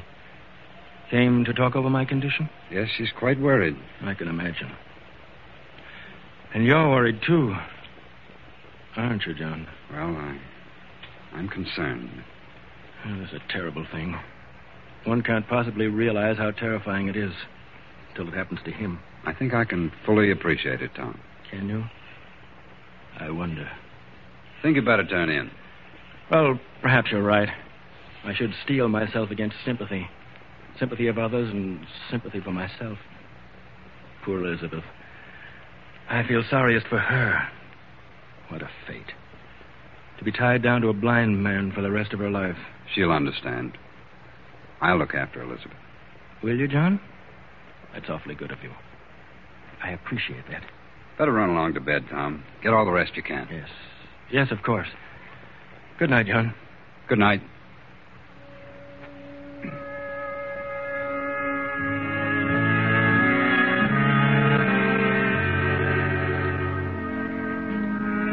next evening after dinner, Elizabeth is in her cabin. Elizabeth feigned seasickness and did not appear.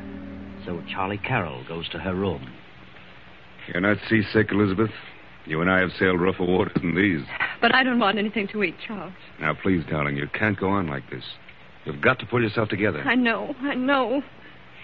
But what am I going to do? I'm bewildered. A few days ago, I was positive he didn't love me and I didn't love him. Now this happens and everything has changed. How do you mean? Well, now I'm sorry for him. And the indifference has changed to something else. Changed to pity? Perhaps that's it. You mean you don't want to divorce him now? Huh?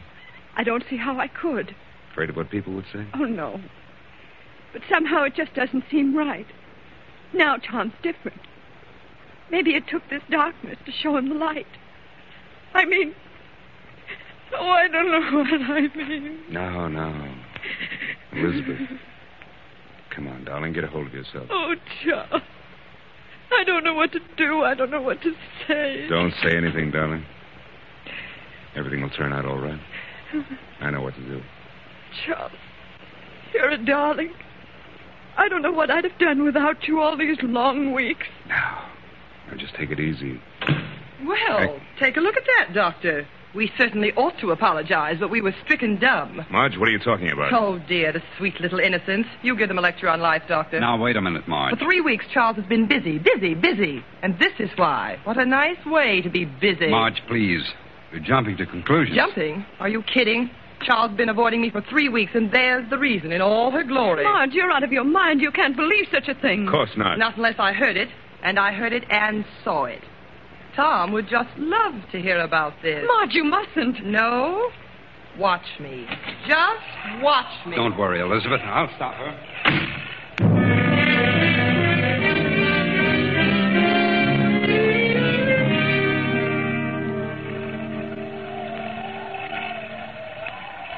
What is it, Doctor? Come in. Tom, I want to talk to you. What do you want, Doctor? I want you to turn the ship around and go home. Oh, but that's silly. You needn't worry about me. I think you should turn around. What are you so upset about? I insist that you take the ship back. You seem frightened, Doctor. What do you anticipate? An unpleasant situation exists aboard the ship. What? I'd rather not say. But I don't want to return. Unless you can give me a good reason. Can you? I'd rather not say. You're afraid of me, aren't you? Certainly not. I know what's troubling you. You know that I know about you. You and Elizabeth. What? Why, you're crazy. You and my wife have been seeing each other for weeks and weeks. You realize now that I know the truth. And you're afraid that I might do something drastic. That I might kill you. Such nonsense. Wait a minute.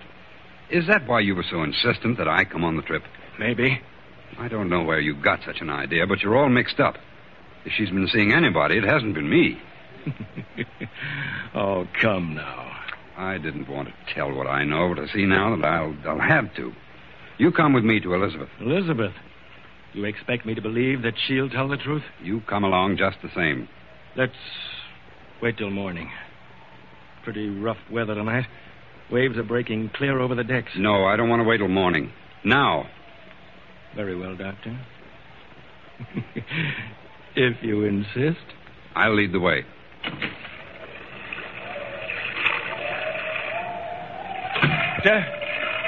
Wouldn't want you to get washed over the side. That'd be too bad. We'll go around by the stern, up the other side. Look out, here comes a big one. Hang on.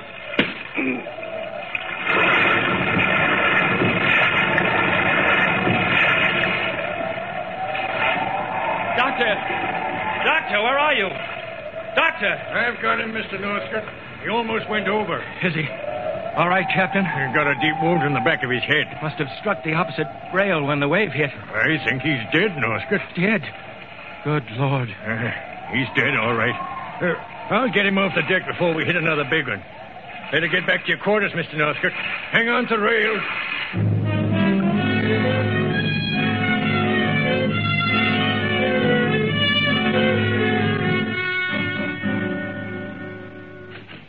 Elizabeth, are you here? Yes, Tom. What's wrong? Something terrible has happened. An accident. An accident? What is it? It's Dr. Elston. He's dead. Dead? What are you saying? He was coming along the afterdeck, and a big wave came over and washed him against the opposite side. Struck his head. The captain says he's dead. Well, why don't you say something? Elizabeth. Elizabeth. Charlie, I didn't know you were here. She's fainted. Fainted? Really? Well, that's strange. Elizabeth. You're all right, darling. Here, drink this.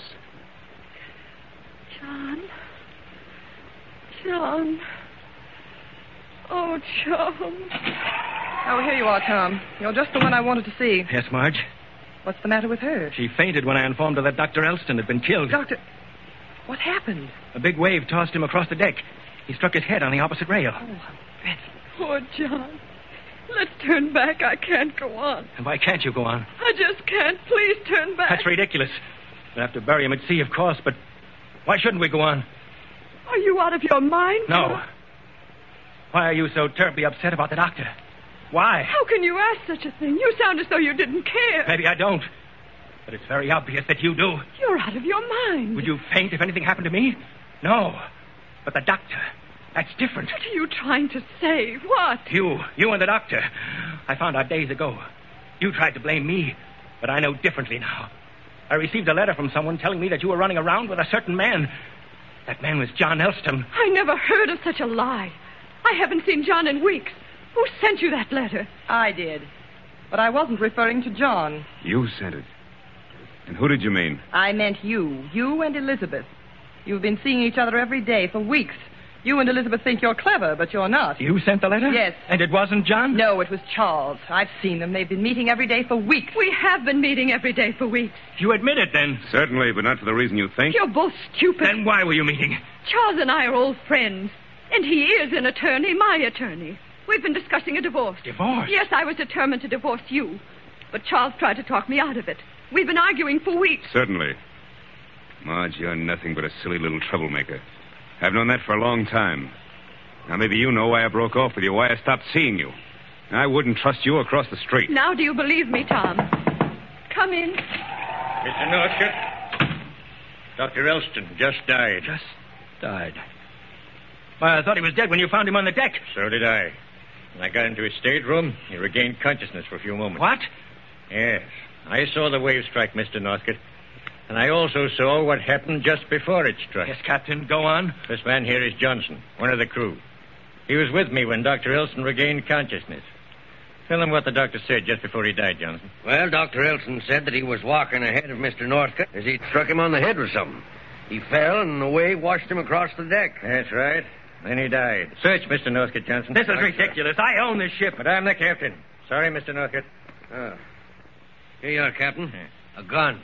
Mr. Northcott, you're under arrest. And you're fired. Both of you. Yes, Mr. Northcott, that's to be expected. But not until we tie up in New York. It's quite natural that you'll have no further use for this ship after I turn you over to the police. You're a fool. Johnson, radio port officials in New York. And ask Mr. Svensson to put about. Well, Tom, you had a plan, a setup for a perfect crime. But like all so-called perfect crimes, it failed. You jumped to conclusions, worked a little too fast. Marge was wrong in her suspicions, and you followed along without investigating the source of the letter. Now Marge has lost Charles forever, and you have certainly, definitely lost Elizabeth. And you deserve what's coming to you.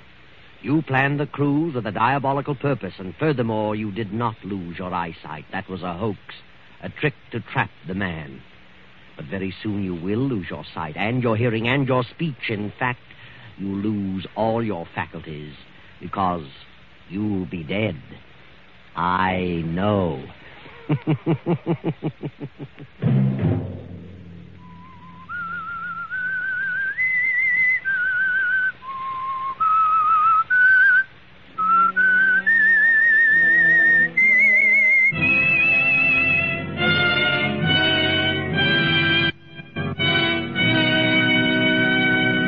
CBS has presented The Whistler. Original music for this production was composed and conducted by Wilbur Hatch. The Whistler is written and directed by J. Donald Wilson and originates from Columbia Square in Hollywood. Next week, same time. I, the Whistler, will return to tell you another unusual story. Good night. This is the Columbia Broadcasting System.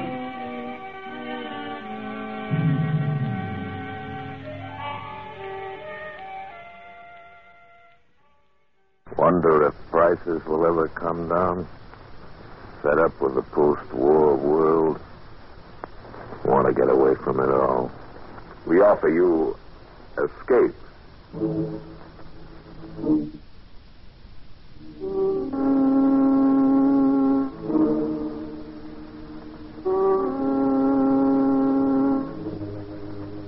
are standing at the edge of an enchanted grove, lured by a soft, caressing voice inviting you to destruction.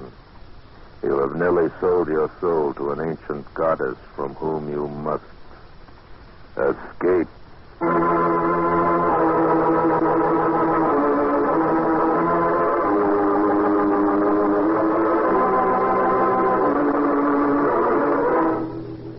Escape, produced by William N. Robeson and designed to free you from the four walls of today for a half hour of high adventure.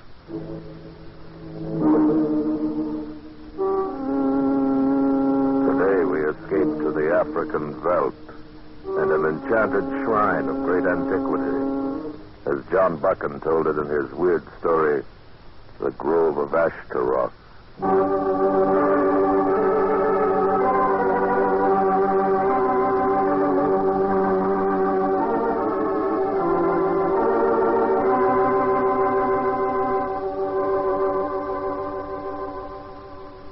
We stumbled onto the place, Lawson and I, during the second day after we left Taki. We'd travel on horseback some 40 miles or so through typical African veldt, lush and green, with plenty of game and good hunting. It was late afternoon when we topped a rise and saw before us a small plateau of such beauty that we both reined in and sat staring at it, not speaking for some moments. A tiny, sparkling stream wandered through the verdant meadow grasses, and at the edge of the plateau tumbled in a crystal waterfall down to the plain below. Graceful clumps of strange trees grew here and there, and bushes blazed in a riot of bloom. I'd seen nothing remotely like it in all the miles we'd come. It stood alone, proud and lovely, an alien island in a sea of tropic jungle. Great heavens, John, in your whole life, have you ever seen anything like it? If some artist had designed that plateau, placed every tree and bush by hand, it couldn't be any more perfect. It's almost weird, isn't it? Yes. It shouldn't be here. It doesn't belong. But there isn't a plant growing over there that's like any we've seen in the rest of the jungle. Probably a difference in minerals in the soil, something of that kind. It's more than that. They're not even the same varieties. It's true. That one grove standing alone there near the edge, I've never seen trees that slender and fragile. And the bark, it looks like silver velvet. Silver velvet, huh? That's quite an idea, John. Yes, I guess it is at that. Anyway, those doves seem to like it. They never stop circling over that one particular grove. They're probably nesting there. A flock of white doves circling over a silver grove. But, there's something vaguely familiar about that. Yes, there is. John, can you make out some kind of a dark shape there through the trees over toward the center of the grove? Yes. Yes. Come on, let's ride over and take a look, huh? No. Not now. What? Why? I mean, you'll have plenty of chance to see it later. What are you trying to say? John, I'm going to build a home here. A home? Out here in the middle of the jungle, miles from... I'll build a road in from Taki. I've got money enough and no one but me to spend it. I've always wanted to live in Africa. Always, Lawson? Or for the last 5 minutes? It doesn't matter. Somehow, even though I'd never seen it, I've dreamed of this spot all my life. I've got to live here. Want to live here, I mean. But so quickly, at least think it over first. No, I don't have to think it over. I know what has to be done. John, it's here that I build my tabernacle.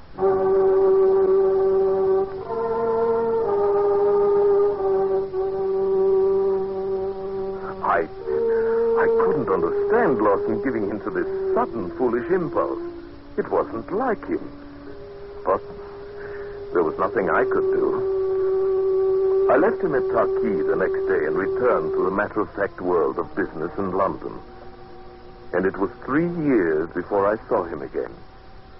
3 years before I returned to Africa to find that he'd built a manor house in the jungle and equipped it with all the conveniences of the English countryside, of which not the least was Travers, his butler. And may I be so bold as to say it, Mr. Buckham, it's very good to see you again, sir. You bring a breath of old London out of this heathen foreign country. Oh, thank you, Travers. It's good to see you again. This is some different from the old granite front on Grosvenor Square, isn't it? Indeed it is, sir. A great many things are different. Yes. Mr. Lawson's turned this jungle clearing into a paradise on earth. If you'll pardon me, sir, I think paradise is not quite the word. Hmm? Oh, well... perhaps I'd better tell the master you've arrived, Mr. Buckham. He's been lying down. Oh, not ill, I hope. I'll tell him you're here, sir. Travers left the room and I waited alone, wondering at the strangeness of his manner. I had finally decided it must be induced by homesickness. I looked about me, as impressed by the austere magnificence of the library as I'd been by the grounds outside. There was an imposing mantelpiece of ebony at one end, and on it was placed an object elegantly fashioned of alabaster in the form of a half-moon. It was curiously carved with signs of the zodiac. There was something compelling, almost unearthly about it. Fascinated, I reached out my hand. I should not touch that if I were you. Huh? Oh, Lawson! I didn't hear you come in. How are you, John? Oh, fine, Lawson. Couldn't be better. You? So we sit down? Why, yes. Thank you. It's wonderful seeing you again, old man. Been wanting to get down here for the last 3 years, but you know how it is in London. Time gets away from you, and the first thing you know... Yes, of course. Cigar? No, thank you. Not now. When I finally did get the chance, I couldn't even wait for an answer from you. I sent a wire and then followed it right on down. Yes, it surprised me a bit. Haven't had a visitor here for the last 2 years. Oh? Well, then that explains why Travers talked the way he did. I thought it must be... What do you mean Travers talked the way he did? What did he say? Lawson, what's wrong with you? He didn't say anything. Well, he's been enough. I'm afraid Forget it.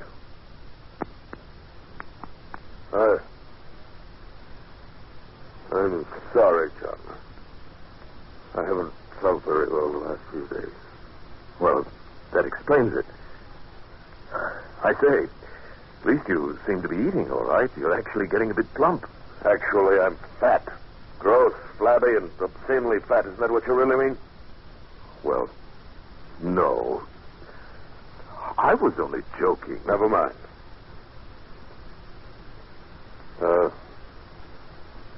What do you think of the place, John? The place? Why, it's amazing. It's beautiful. No one could ever believe it without seeing it. I doubt if there's another place like it anywhere in the world. You're right about that.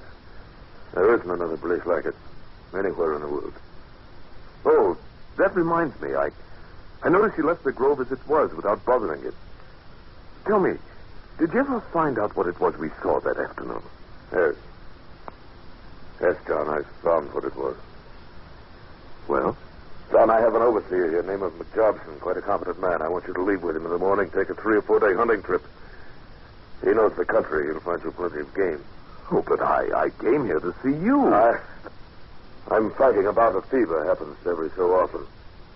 I'll be all right by the time you get back. Oh, now, wait a minute. If you're sick, I'm certainly not going to run. You'll do what I tell you. Lawson. I'm sorry to talk this way, but I know what has to be done. All right, Lawson. Whatever you say. Good. Settle it. Believe me, John, I know what's best for me. Yes. I'm sure you do. Another thing, John. That carving that sits on the mantel, I must ask you not to touch it. It's quite old and rare. I should not like anything to happen. to it.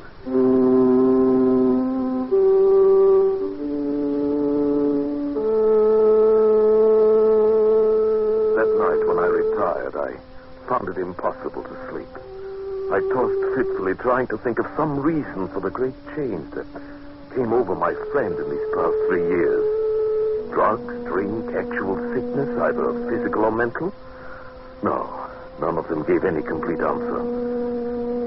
My windows looked out across to the turf, and I saw the grove of strange trees.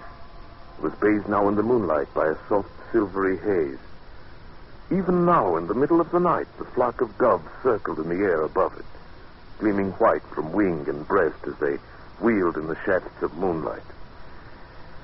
I dozed off finally, to wake up suddenly in that brief hour before the first light of dawn. I happened to glance from the window, and in the fading moonglow saw a figure approaching the house. It drew near, and I saw it was Lawson, barefooted, wearing a white dressing gown. Shortly, I heard his weary steps past my door, and afterward the house was silent. I lay there wide awake. Lawson had been coming from the direction of the grove.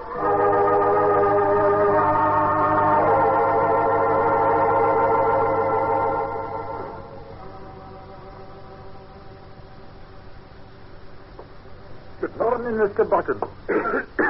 Oh, morning, McJobson. Oh, sit down. Thank you, sir. Now, in regards to that hunting trip we talked about, I can offer you a choice of 2 or 3... No, never mind. I'm not going on any hunting trip. But last night we decided... That was last night, McJobson. Tell me, how long has Mr. Lawson been sick? Oh, it comes and goes. Happens about once a month like this. He's not the man that he was when I first came here. Do you have any ideas about what might be the matter? Aye.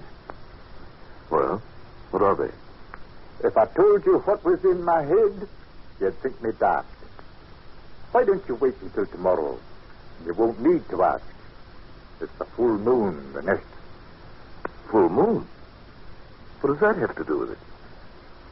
You'll find it in the Bible. Read the 11th chapter of the 2nd book of Kings. Good day, sir.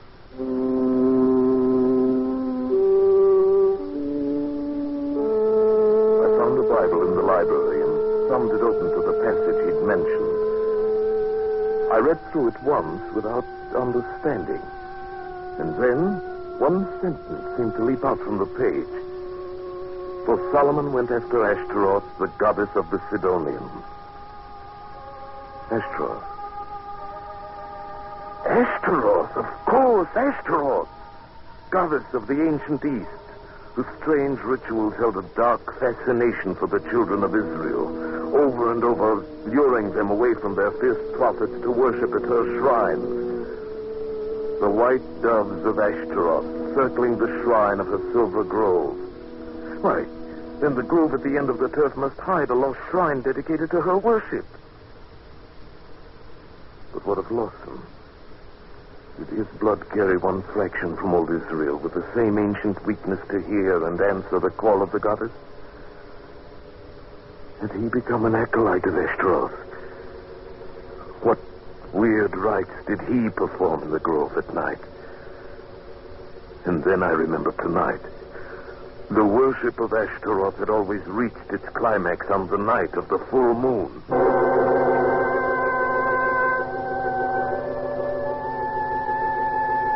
Lawson did not appear all day.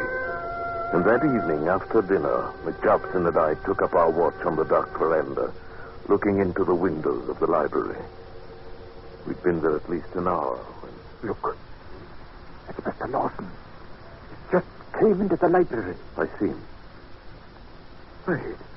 What's he after? I suppose he wants the little figure on the mantel. We watched him take the carved half-moon of alabaster and slip it into the pocket of the robe he was wearing. Then he turned and left the room. In a moment, he came out the front door and walked off across the turf in the moonlight. He'd best give him a bit of a start and then follow him. No, he'd see us for sure in that moonlight. I do not think so. He'd not look back now, sir, if there were 10 of us following. McJobson, what is it all about? You've read the book? Yes. Yes, it's the ancient goddess Ashtaroth. But what is the ceremony? What does he do? And What is it that made him the way he is? The ceremony you'll be seeing, Mr. Buchan. As to what has made him like he is, he does an evil thing.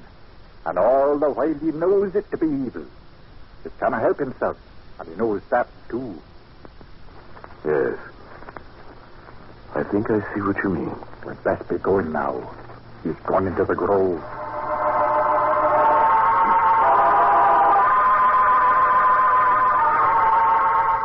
We crossed the turf quickly and passed into the black and silver shadows of the moonlit grove, working our way carefully toward the center. The only sound at first was the piping of the doves circling high over the lacy branches above our heads.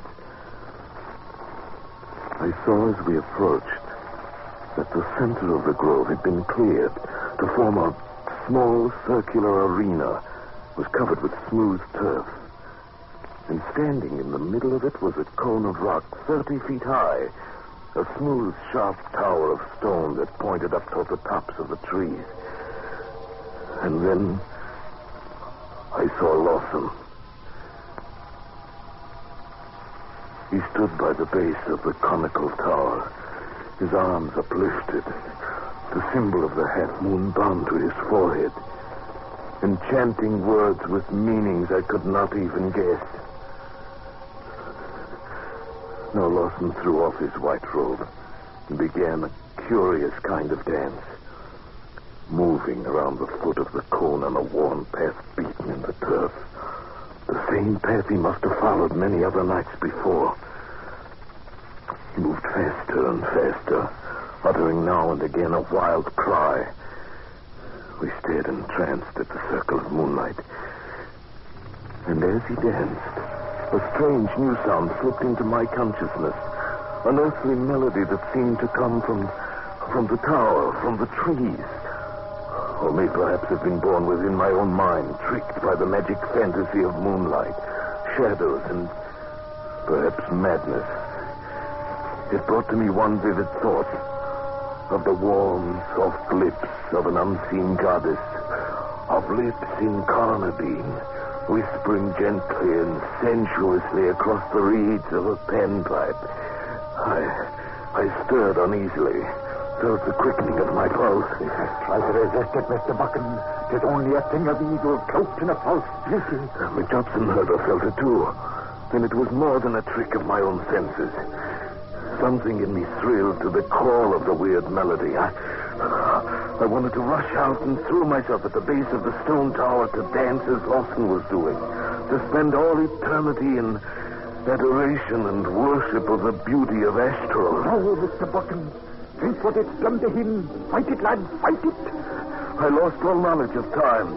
The dance had grown swifter and fiercer. The moonless figure in the clearing moved faster and faster, postulating and gyrating in tempo to the crazy rhythm. My blood was pounding in my throat, my ears ringing. The music surged through my brain in ever-mounting waves of incandescent sound. Now I was beyond reason, possessed by an overpowering frenzy when the cock crew. Then the grove was deathly still, and at the foot of the tower, Lawson lay unconscious.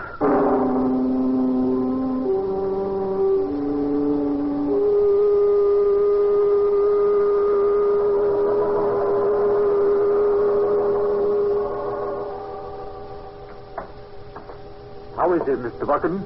He's lost a lot of blood, but I think he'll be all right. Good. It was a near thing. Trevor's got a couple of sleeping tablets into him. He'll not be waking up before tonight, at least. McJobson, I suppose you know what we have to do. I'm well aware of what should be done, sir. But I've no idea how to do it. I think I do. I shall take full responsibility, but I'll need men, all we can get. The natives will no go near the place. But there's some 30 white men on the tobacco farm a few miles back on the bush. But they want a highway. I'll pay it, just get them. Would you mind telling me what you're proposing to do, sir? Yes. Something that may sound as mad as Lawson himself. I'm going to deal with that grove the same way King Josiah did. Ah.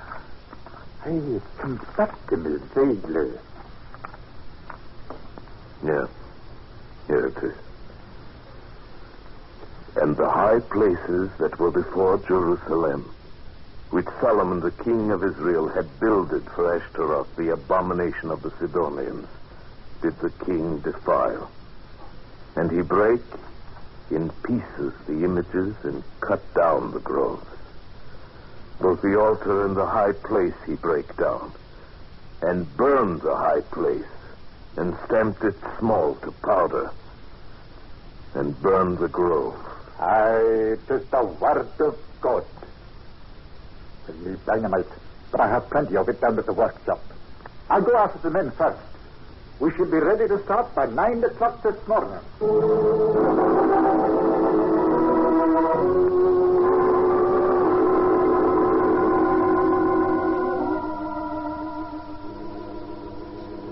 It was just past 9 when we entered the grove, carrying axes and a couple of shotguns, and driving several teams of oxen. A light breeze had sprung up, and it whispered and rustled in the branches of the silver trees. We took care of the dogs first, shot them one by one until we'd killed them all, 27, and piled their white bodies at the foot of the pointed rock. Then the men set to work with the axes, chopping through the slender trunks of the trees. Those little finger trees, get over the bush. Drag them into place. What you are, sir? All right, come on. I stood by the stone tower, the high place of King Solomon, and watched while the work went on.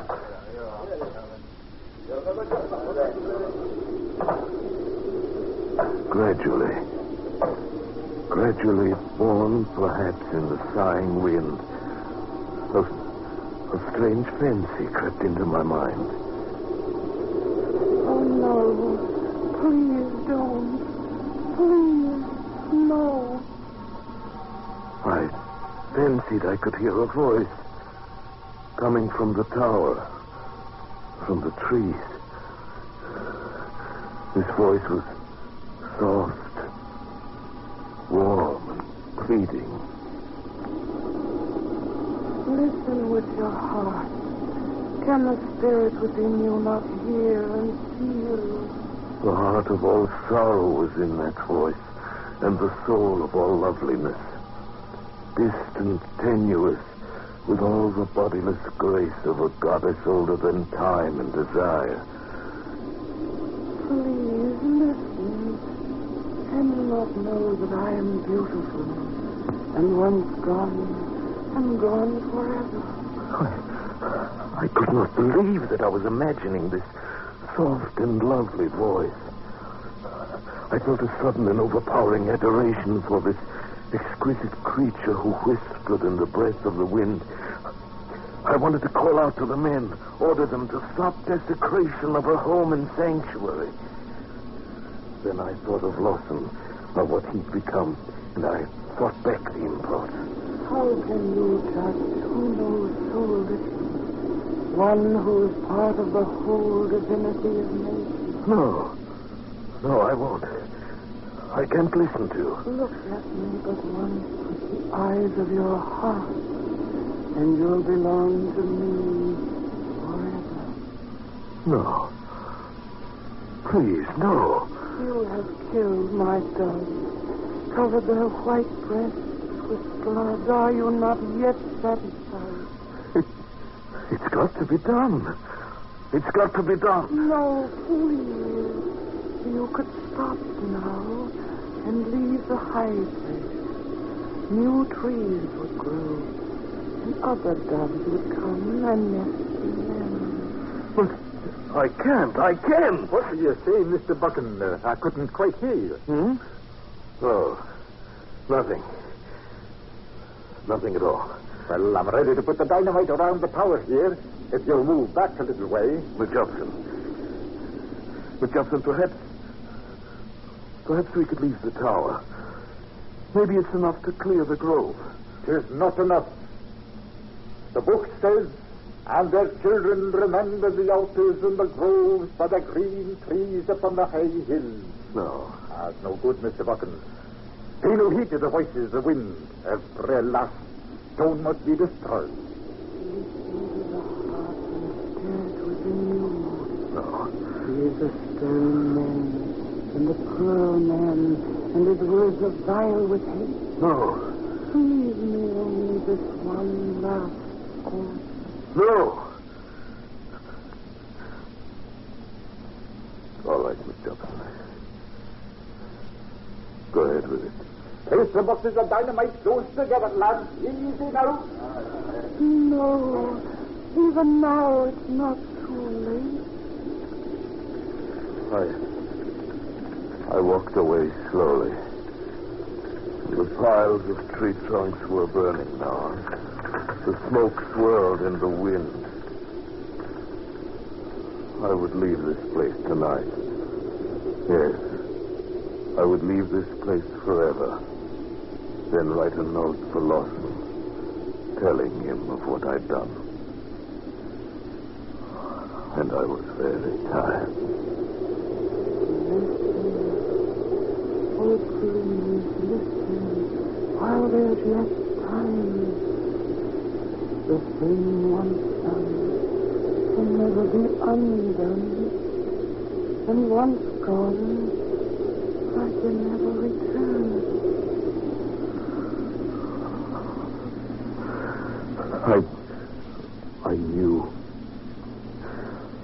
I knew that my act, my reason told me all these things.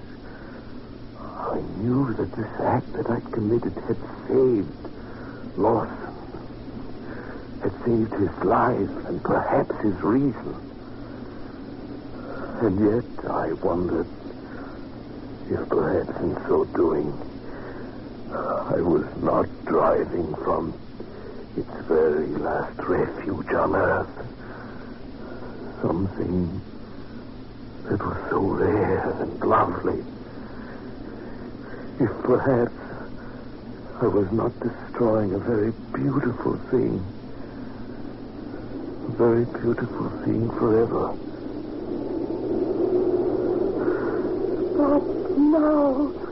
Please, oh, please. All right. Another goal. No. Oh, no. No. No.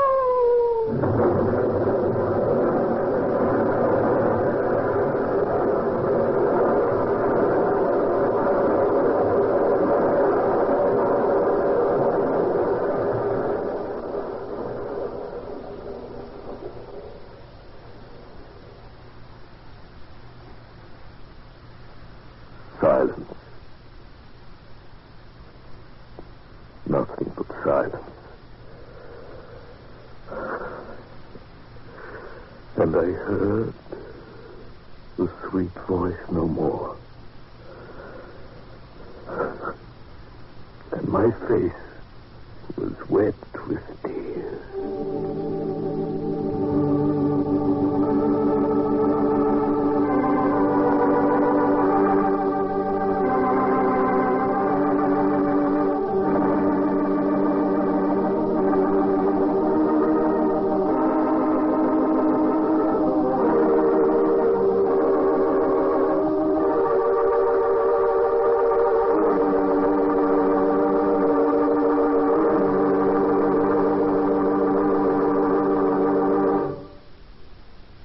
Escape.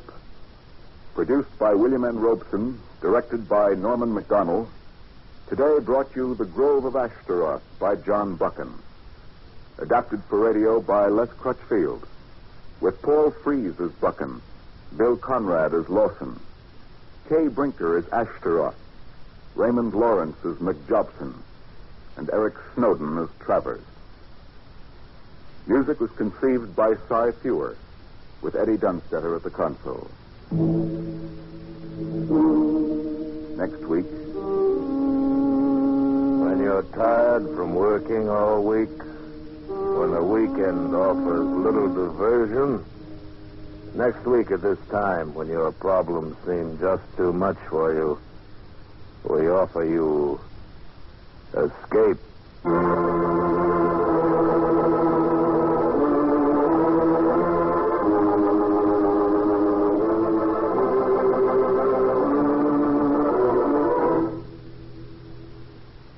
Next week, we bring you another exciting story of high adventure.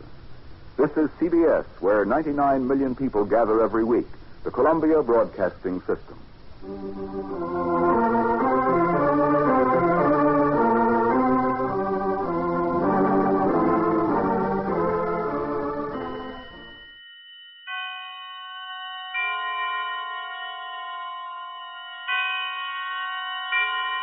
Roma Wines present Suspense.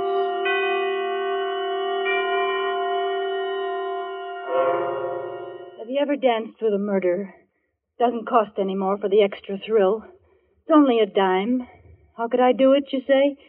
I had to save my own life. I'm a taxi dancer from the Joyland Palace.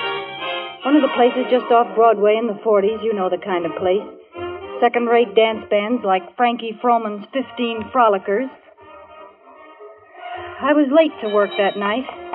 I ran down Broadway, scrambling through the crowd to the entrance of the Joyland. 50 beautiful girls upstairs, boys. Come in and count them yourself. No admission, 10 cents a dance. Come in, we're just getting started. The music is the very... Hello, Max. Hey, Ginger, you better step on him. Marino's looking for you. You're late. He's burning. I know it. Has Julie come in yet? Not yet. 50 beautiful girls waiting to dance with you. Step right in. No admission, please. Walk right up there. Well, good evening. So you finally decided to come, did you? Hiya, Marino. Sorry I'm late. Yeah, you ought to be. And so should Julie. All the cash customers are waiting. I sent out the girls before all of you are here, and you say I'm playing favorites. Well, blame it on Julie. She gave me a stand-up tonight. All right, so I'll blame it on Julie. Where is she? Isn't she here? No, and she ain't home neither, because I phoned her there 15 minutes ago. Thought she was with you. And I thought she was here. Hey, if this is no gag, what happened to her? Well, that's what I'm beginning to wonder. Go on in and get your stuff on. Julie be all right. Yeah, maybe she slipped in while you were busy counting tickets or something. See you right away, Marino. Thanks for being late and being teacher's pet. We've been entertained by Mom here while waiting for All right, lay off. Mom, throw me that foot powder. Looks like a heavy night out there. My feet still hurt from last night. Here you are, dearie. That's the way I am, girlies. What I like every once in a while is a good, juicy murder. Nice kid. Old enough to be murdered herself. Throw me that dress, would you, Madame Defarge, the green one. Is Julie here? Not unless she's hiding in the closet, honey. Do any of you know where she is? You asking us? Ain't she your buddy? Maybe they had a Well, fight. did any of you hear from her? Why not ask Marino? He's been hanging around her. Now, that southern girl, Sally, she used to work in a joint like this one further uptown. There was a murder for you. Come on, hurry it up in there. Out on the floor and step on it. She just never showed up to work one night. Who didn't? That southern girl, Sally. Then they found her.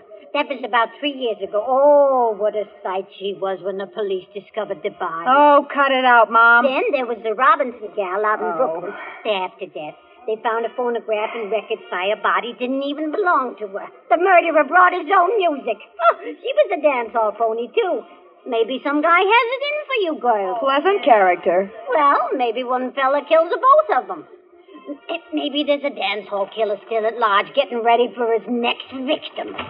Now, what do you think I pay you girls for anyway? I often wonder. Joe Marino, think we're giving a free show in here? You couldn't interest anybody in that chassis of yours even with a set of dishes thrown in. All right, all of you, file out. I got something to tell Ginger. Come on, get out. Ginger, what I wanted to see you I know, Marino. I put you in a spot. I'll be dressed in a minute, and if you'll ward off those garlic eaters tonight, I'll work twice as hard and make it up to you, honest. No, I'm in no spot, Ginger. But you are. Marino, what's the matter? What's happened? The police want to see you, Ginger. Police? What for? I didn't do anything. I'm sorry, Ginger, but Something's happened to Julie. that's what the police want to see you by. Julie's dead. Dead? Murdered.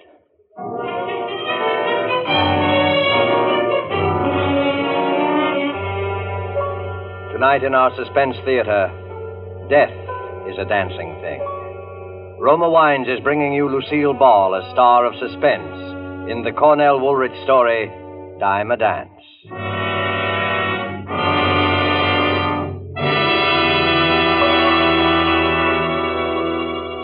You have heard the prologue for tonight's tale of suspense. Before we return to the scene of our drama, let me say just this. Few spots on the globe boast the unique and perfect combination of nature's gifts, which makes possible truly good wine. Wine which the whole world can enjoy. But wine experts will tell you that among those fortunate spots, none can surpass the vineyards of our own California. From these renowned California vineyards come Roma wines. Wines so perfect in flavor, so delightful, that they are enjoyed in many countries of the world. To us in America, Roma wines are an everyday treat, for we may buy them at an astonishingly low price, since we pay no import duties or expensive shipping costs. Do you enjoy a delicious tangy sherry? Tomorrow, treat yourself to a glass of Roma California sherry. We're sure you will agree you've never tasted finer. With your first sip, you'll understand why Roma wines are America's largest selling wines. Tomorrow, ask your dealer for your favorite type of Roma wine, made in California for enjoyment throughout the world. And now it is with pleasure that Roma Wines bring back to our soundstage Miss Lucille Ball in Dime a Dance, a tale well calculated to keep you in suspense.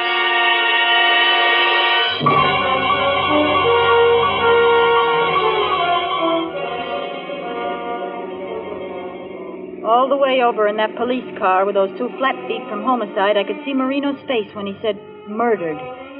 Poor Marino. We got out and walked up to the third floor of the building, to Julie's room. Marino never said a word. All right, sister, in here. Is she still in there? No, you won't have to look at her. Oh. How did it happen? Strangled. Why didn't she yell out? There were plenty of people around. Now, look, Ginger, we're asking the questions. Yeah, but since you raise it, we figured the person who could get close enough to kill her was someone she felt safe with. She was murdered by someone she trusted, by a friend. Well, I was the only friend she had. Yeah, so they tell us. Unless she had a boyfriend. And who was her boyfriend? Yeah. If she was strangled, where did all the blood come from? Flatfoot didn't answer Marino. He shut up all at once, as if he didn't have the heart to tell us the rest of it. His eyes gave him away, though. I got the whole score just following his gaze around the room. First, he looked at the little phonograph. By using bamboo needles, she could play it late at night. Soft, so no one could hear it. The needle was worn down halfway, all shredded as though it had been played over and over. Then his eyes wandered to a flat piece of paper that had 8 or 10 shiny new dimes on it. Some had little brown flecks on them. Then his eyes went down to the rug. It was all pleated up in places, especially along the edges, as though something heavy, something lifeless had been dragged back and forth over it. You mean he danced with her after he killed her? Gave her a dime a dance even then? Now, will you tell us? Who was her boyfriend? Play that record. Maybe she'll remember some guy they both knew who was hipped on the piece. It was the only one he played.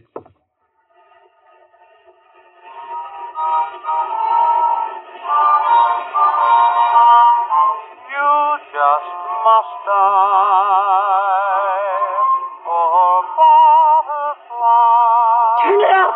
Stop it! Stop that music! That wasn't hers. She never had that record.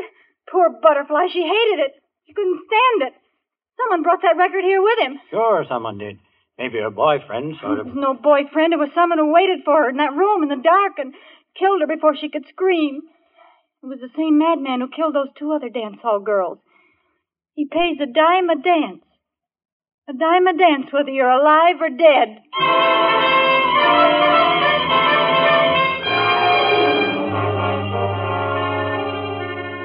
Back at the grind. The flat feet let me go. Nobody told me anything. Sometime when you have nothing better to do, you try dancing with a couple of 100 guys a night, asking yourself each time one of them wraps his arms around you, is this the killer? Has he a knife in his hand behind my back? Say, can I see you a minute? Got a ticket? Yeah, but I don't want to dance, Ginger. I want to talk. Well, it's your dime. Say, how do you know my name? What, just happened to? Who are you, anyway? Recognize those 2 guys leaning against the wall? The 2 flat feet? And I'm the third. Nick's the name. But what about about her boyfriend? Relax. We have proof it wasn't her boyfriend and wasn't you. Oh, then you expect him to show up again after what he's done already, huh? We just got the report on those other 2 girls. They were killed by a maniac who played poor Butterfly. Also, the fingerprints in all 3 cases match. He'll keep it up until we get him. How do you know what he looks like? We don't. We only know he isn't through yet. That's why I was assigned to protect you. Protect me? Yep. Keep my eye on you all night while you work and then take you home right to your door. Marino knows about the other two dicks, but no one knows about me. Fact is, headquarters told me not to tell even you. Then why did you? I just saw how touchy you are. I don't want you to misunderstand my intentions. Well, what if someone asks me who you are? Say I'm your new boyfriend. Oh, don't get smart. I never had a boyfriend. Good, now you've got one. Oh, 35 girls on this musical chain gang. Why do you pick on me? Because we found out one more thing about the killer's habits. The two girls that were murdered before Julie both had red hair. Julie had red hair. Yeah. And so have you, baby.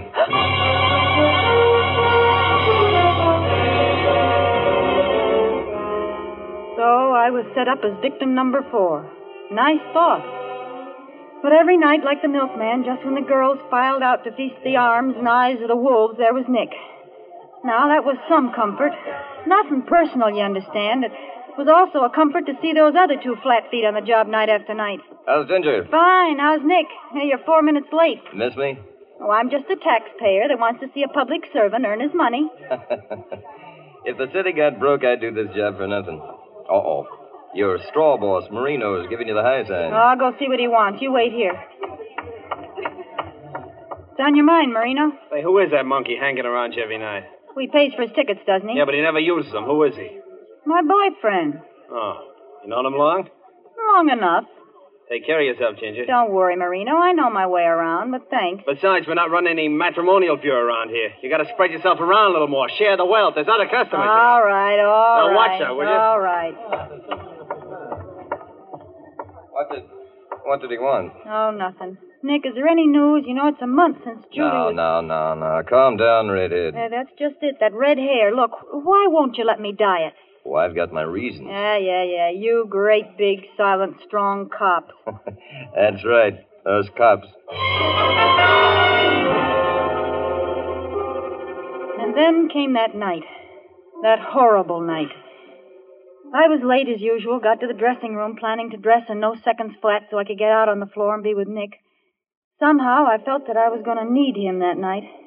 Some instinct told me it was a matter of life or death. It's been a whole month since the last one. What I like every once in a while is a good juicy murder. Come on, snap it up. What do you think I pay you girls for anyway? Who are you looking out the door for, Ginger? Now, you take that killing of Julie. There was a real juicy case. Oh, shut up, Mom. Will you cut it out? Oh, I'm sorry, dearie. I keep forgetting you, and she was so cool. That's all right. I'm jittery. Laverne, have you seen my boyfriend? Not tonight. Maybe he got bored. Billy, have you seen Nick? You know, the tall, handsome... Not tonight, Redhead. I guess he's giving you the air. Come on up. What am I paying you for? Come on. What's the matter, Ginger? You look like you've seen a ghost. What are you looking for out there? What's so fascinating about the clock? Marino, they're not there. Where are those two flat feet? How'd you know about that? Never mind that now. Where are they? Called off. Called off? That sounds screwy to me, but police headquarters figures they frightened off whoever they was looking for. But that's crazy. I'm going to phone... That won't do no good. I told them that anybody would wait till it cooled off before trying again. Now is when we should have protection. Well, come on, get out on the floor. Come on, Ollie, out on the floor. All right, I'll be out in a second. Really, I will, Marino. Laverne. Yes, honey? As soon as Nick comes in, tell him to come right here. Tell him to tap on the door, will you? Sure enough, sugar. Hey, what are you looking at me like that for, Ginger? Look, Mom, I got to talk to you. I can't go out there on the floor. I'm scared. But what are you staring holes in me for? Mom, you and I were here in this room the last night Julie was alive. The night she must have been killed, remember? You poor kid. I always Look, liked we Julie. got to remember. We've just got to. There was someone dancing with Julie that night. Some rum-dum. Julie said something about him. I can't remember what it was she said. Oh, you mean the one that hurt her hand? That's it. Hurt her hand. Bent her wrist back when they were dancing. Yeah, that's the guy. She said it was almost like as if he got a kick out of hurting her. Yeah. Seeing her squirm. Yeah, now what else? Well, Julie called him a cement mixer. Oh, now we're getting somewhere, Mom. Think hard. Oh, he had Julie crazy, dancing like a slap-happy pug. I remember her describing it. He'd take 3 little steps to the right as if he was getting ready for a standing broad jump. That was it. Remember how Julie said she felt like screaming, for Pete's sake, if you're gonna jump, jump. Yeah, 3 steps to the right, and if you're gonna jump, jump. Hey, what are you doing, Ginger? Some detective work? Getting some clues? You know who we're talking about, Mom? The killer. Yeah. Oh! If he enjoyed hurting her like that when she was still alive, he'd enjoy dancing with her after she was dead. Oh, he's worse than Pruneface. Why, that... There's someone I gotta tell this to right away. Oh, where the... Nick! See you later, Mom. Hey, how's Ginger? Oh, Nick. How's Nick? Are you trembling? Sure, it's me. Why not? I thought you were called off the case. We were. Then what are you doing here? Habit. Do you mind? No, you dumb ape. I don't mind. Boy, how I don't mind. And, as long as it isn't duty anymore, do you mind if I do something to you that I've wanted to do for days? Well, it depends. I want to take you in my arms. All right, take me in your arms and dance. Anyway, for the time being. I'm a rotten dancer. You're telling me. Nick, we gotta talk. I just found out something about the killer that you ought to know. Later. I paid Marino for all the dances to the end. We can leave whenever you want. After this song, they play Dinah, and then comes the break. We can leave then. What makes you so sure? Well, the band always plays the song in the same order. Then they can sleep while they work. I tell time by 'em.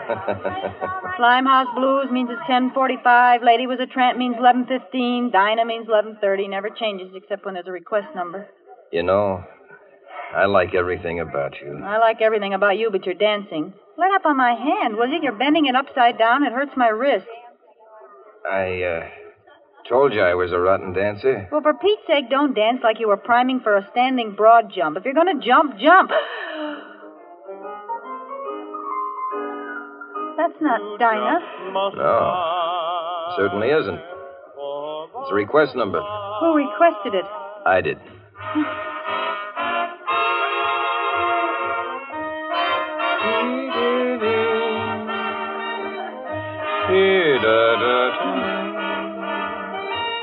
What's the matter, baby? You look sick. I feel just awful. I do feel sick. Am I dancing that bad? No, Nick, I'll have to stop. It's the air, I guess. I'll go in and get a drink of water. Yeah, drink of water in the ladies' room. Oh, I'm sorry. I'll wait here for you. I'll just be a minute.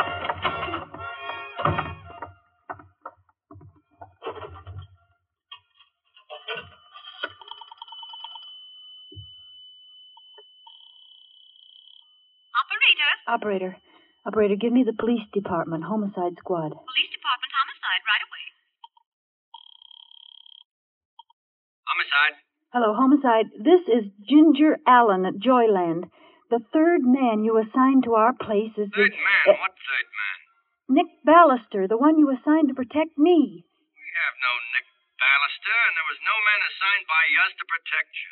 It's the killer. He's taking me out with him. I don't know where to. Look, I'll leave a trail of ticket stubs. Please come quick. Ginger.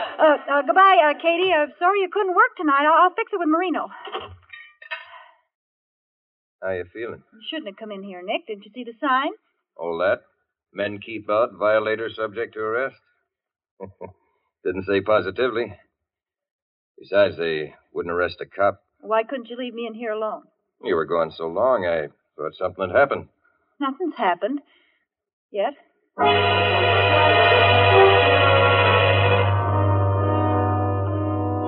Don't ask me how, but I kept up a patter while we walked. All my brains were in my right hand to clutch those ticket stubs in my coat pocket. I kept dropping those stubs, making sure he didn't see. I tried to stay on the bright streets, but he led me to the lonely ones. The one we were on now was like a graveyard. No lights, no people. Suddenly, I felt my blood run cold. My fingers in that right-hand pocket fished around like a drowning man clutching for straws. The last ticket stub was gone. Ginger. Yes, Nick? I'm hungry. Would you like some chop suey? Like it? Oh, I'd love it. He ate that chop suey with an appetite, like a guy who had work to do. Work he was going to enjoy. I side-sneaked a glance at the jukebox without turning my head, just my eyes. What a relief. All kinds of songs, but no poor butterfly. Nick was beginning to act nervous. He'd guzzle a cup of tea, pour another, and keep looking over his shoulder like he was worried somebody might be following us. Then he'd grin like he used to and reach over for my hand. He pressed my fingers till they hurt. Hard, like he never pressed them before. I guess I guess he couldn't wait. And suddenly he stood up. Ask the waiter for the check, Ginger. I'm just going to wash my hands. Then it's time we left. Waiter, quick. Yes, ma'am. What will it be? I'm leaving. When my boyfriend comes out, tell him you think I went back to the powder room. Gag, he's a deadbeat. I want to shake him. Maybe don't understand. Marino, how did you get here? Mom told me, and I followed your ticket stubs. He almost saw me. Come on, quick. Marino, thank heaven you got here. Hurry up.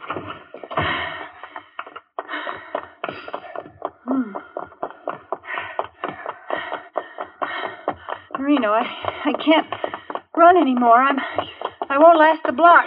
You won't have to. There's a vacant house in the middle of the block. Here, inside. Fast, I think I see him coming. It's all dark in here. Well, no one lives here, that's why. Here, I'll light this searchlight. Yeah.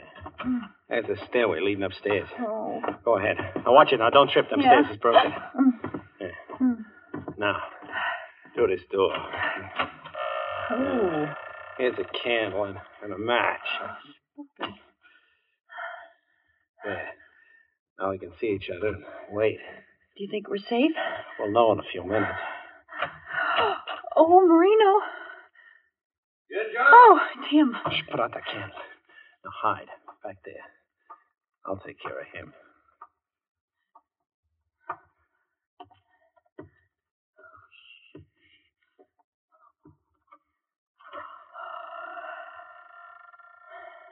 Ginger.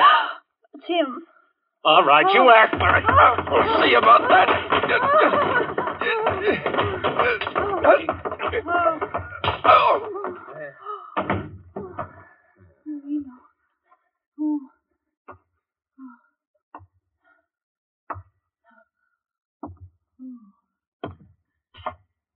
Who is it? Who is it? Answer me. Answer me, please. Oh.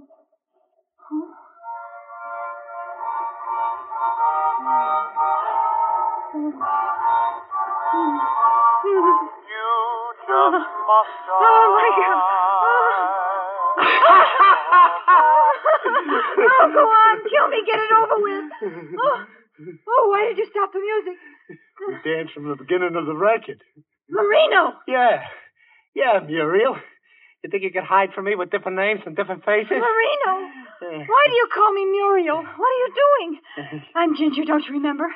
I'm Ginger Allen. Each time you tell me a different name, Muriel. That you can't get away by changing names. Marino. The first time you changed your name was when you married me before I left for Europe with that operetta company. You remember?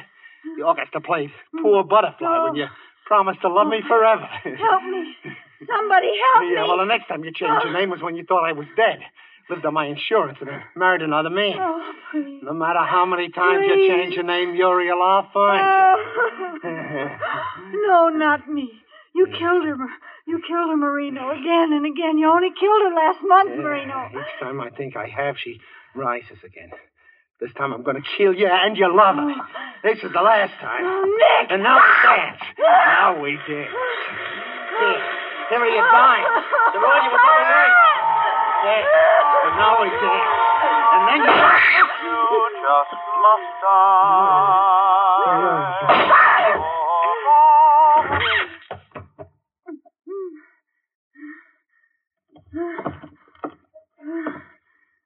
How's Ginger?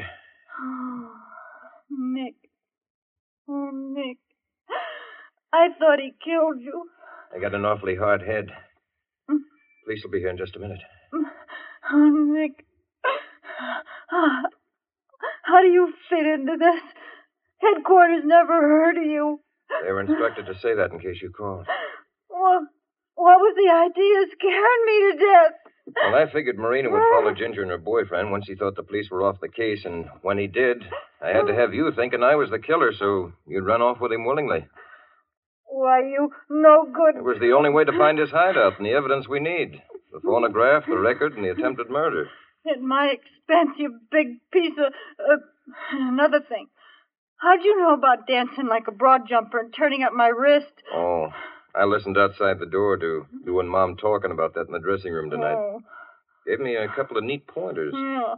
I put them together with Poor Butterfly so I could scare the daylights out of you. Oh, you did, too. I ought to wring your... Now, calm down. No wife of mine is going to have a red-headed temper. Wife of yours. You'll do anything to learn how to dance, won't you? Yeah, it looks that way. No wonder you didn't want me to dye my hair. You wanted that nice, premature gray color.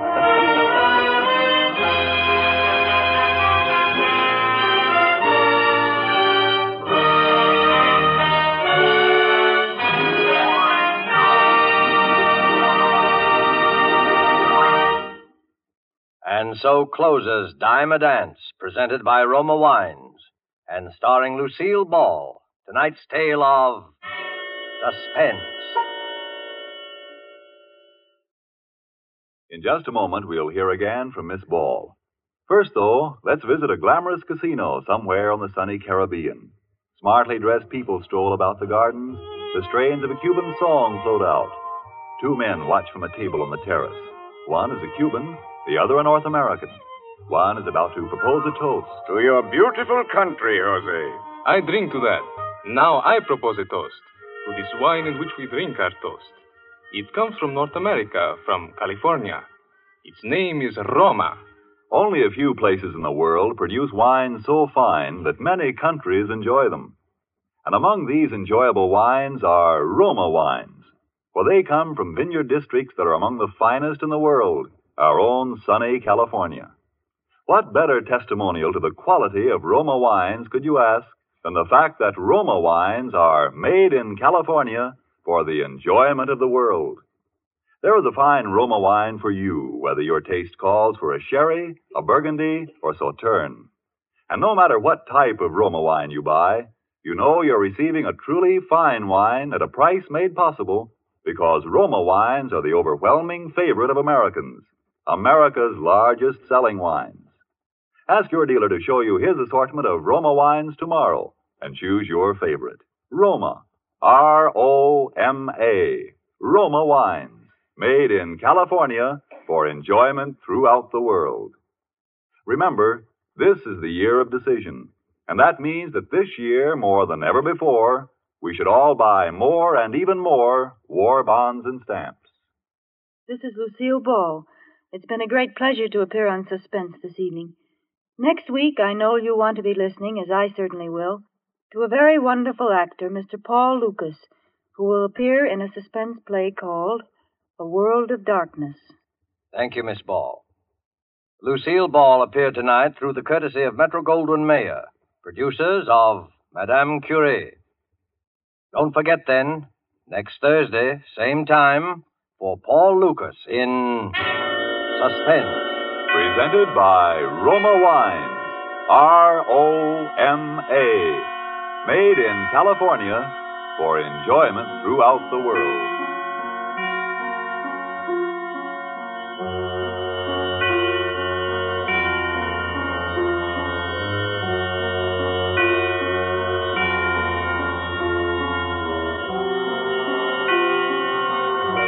This is the Columbia Broadcasting System.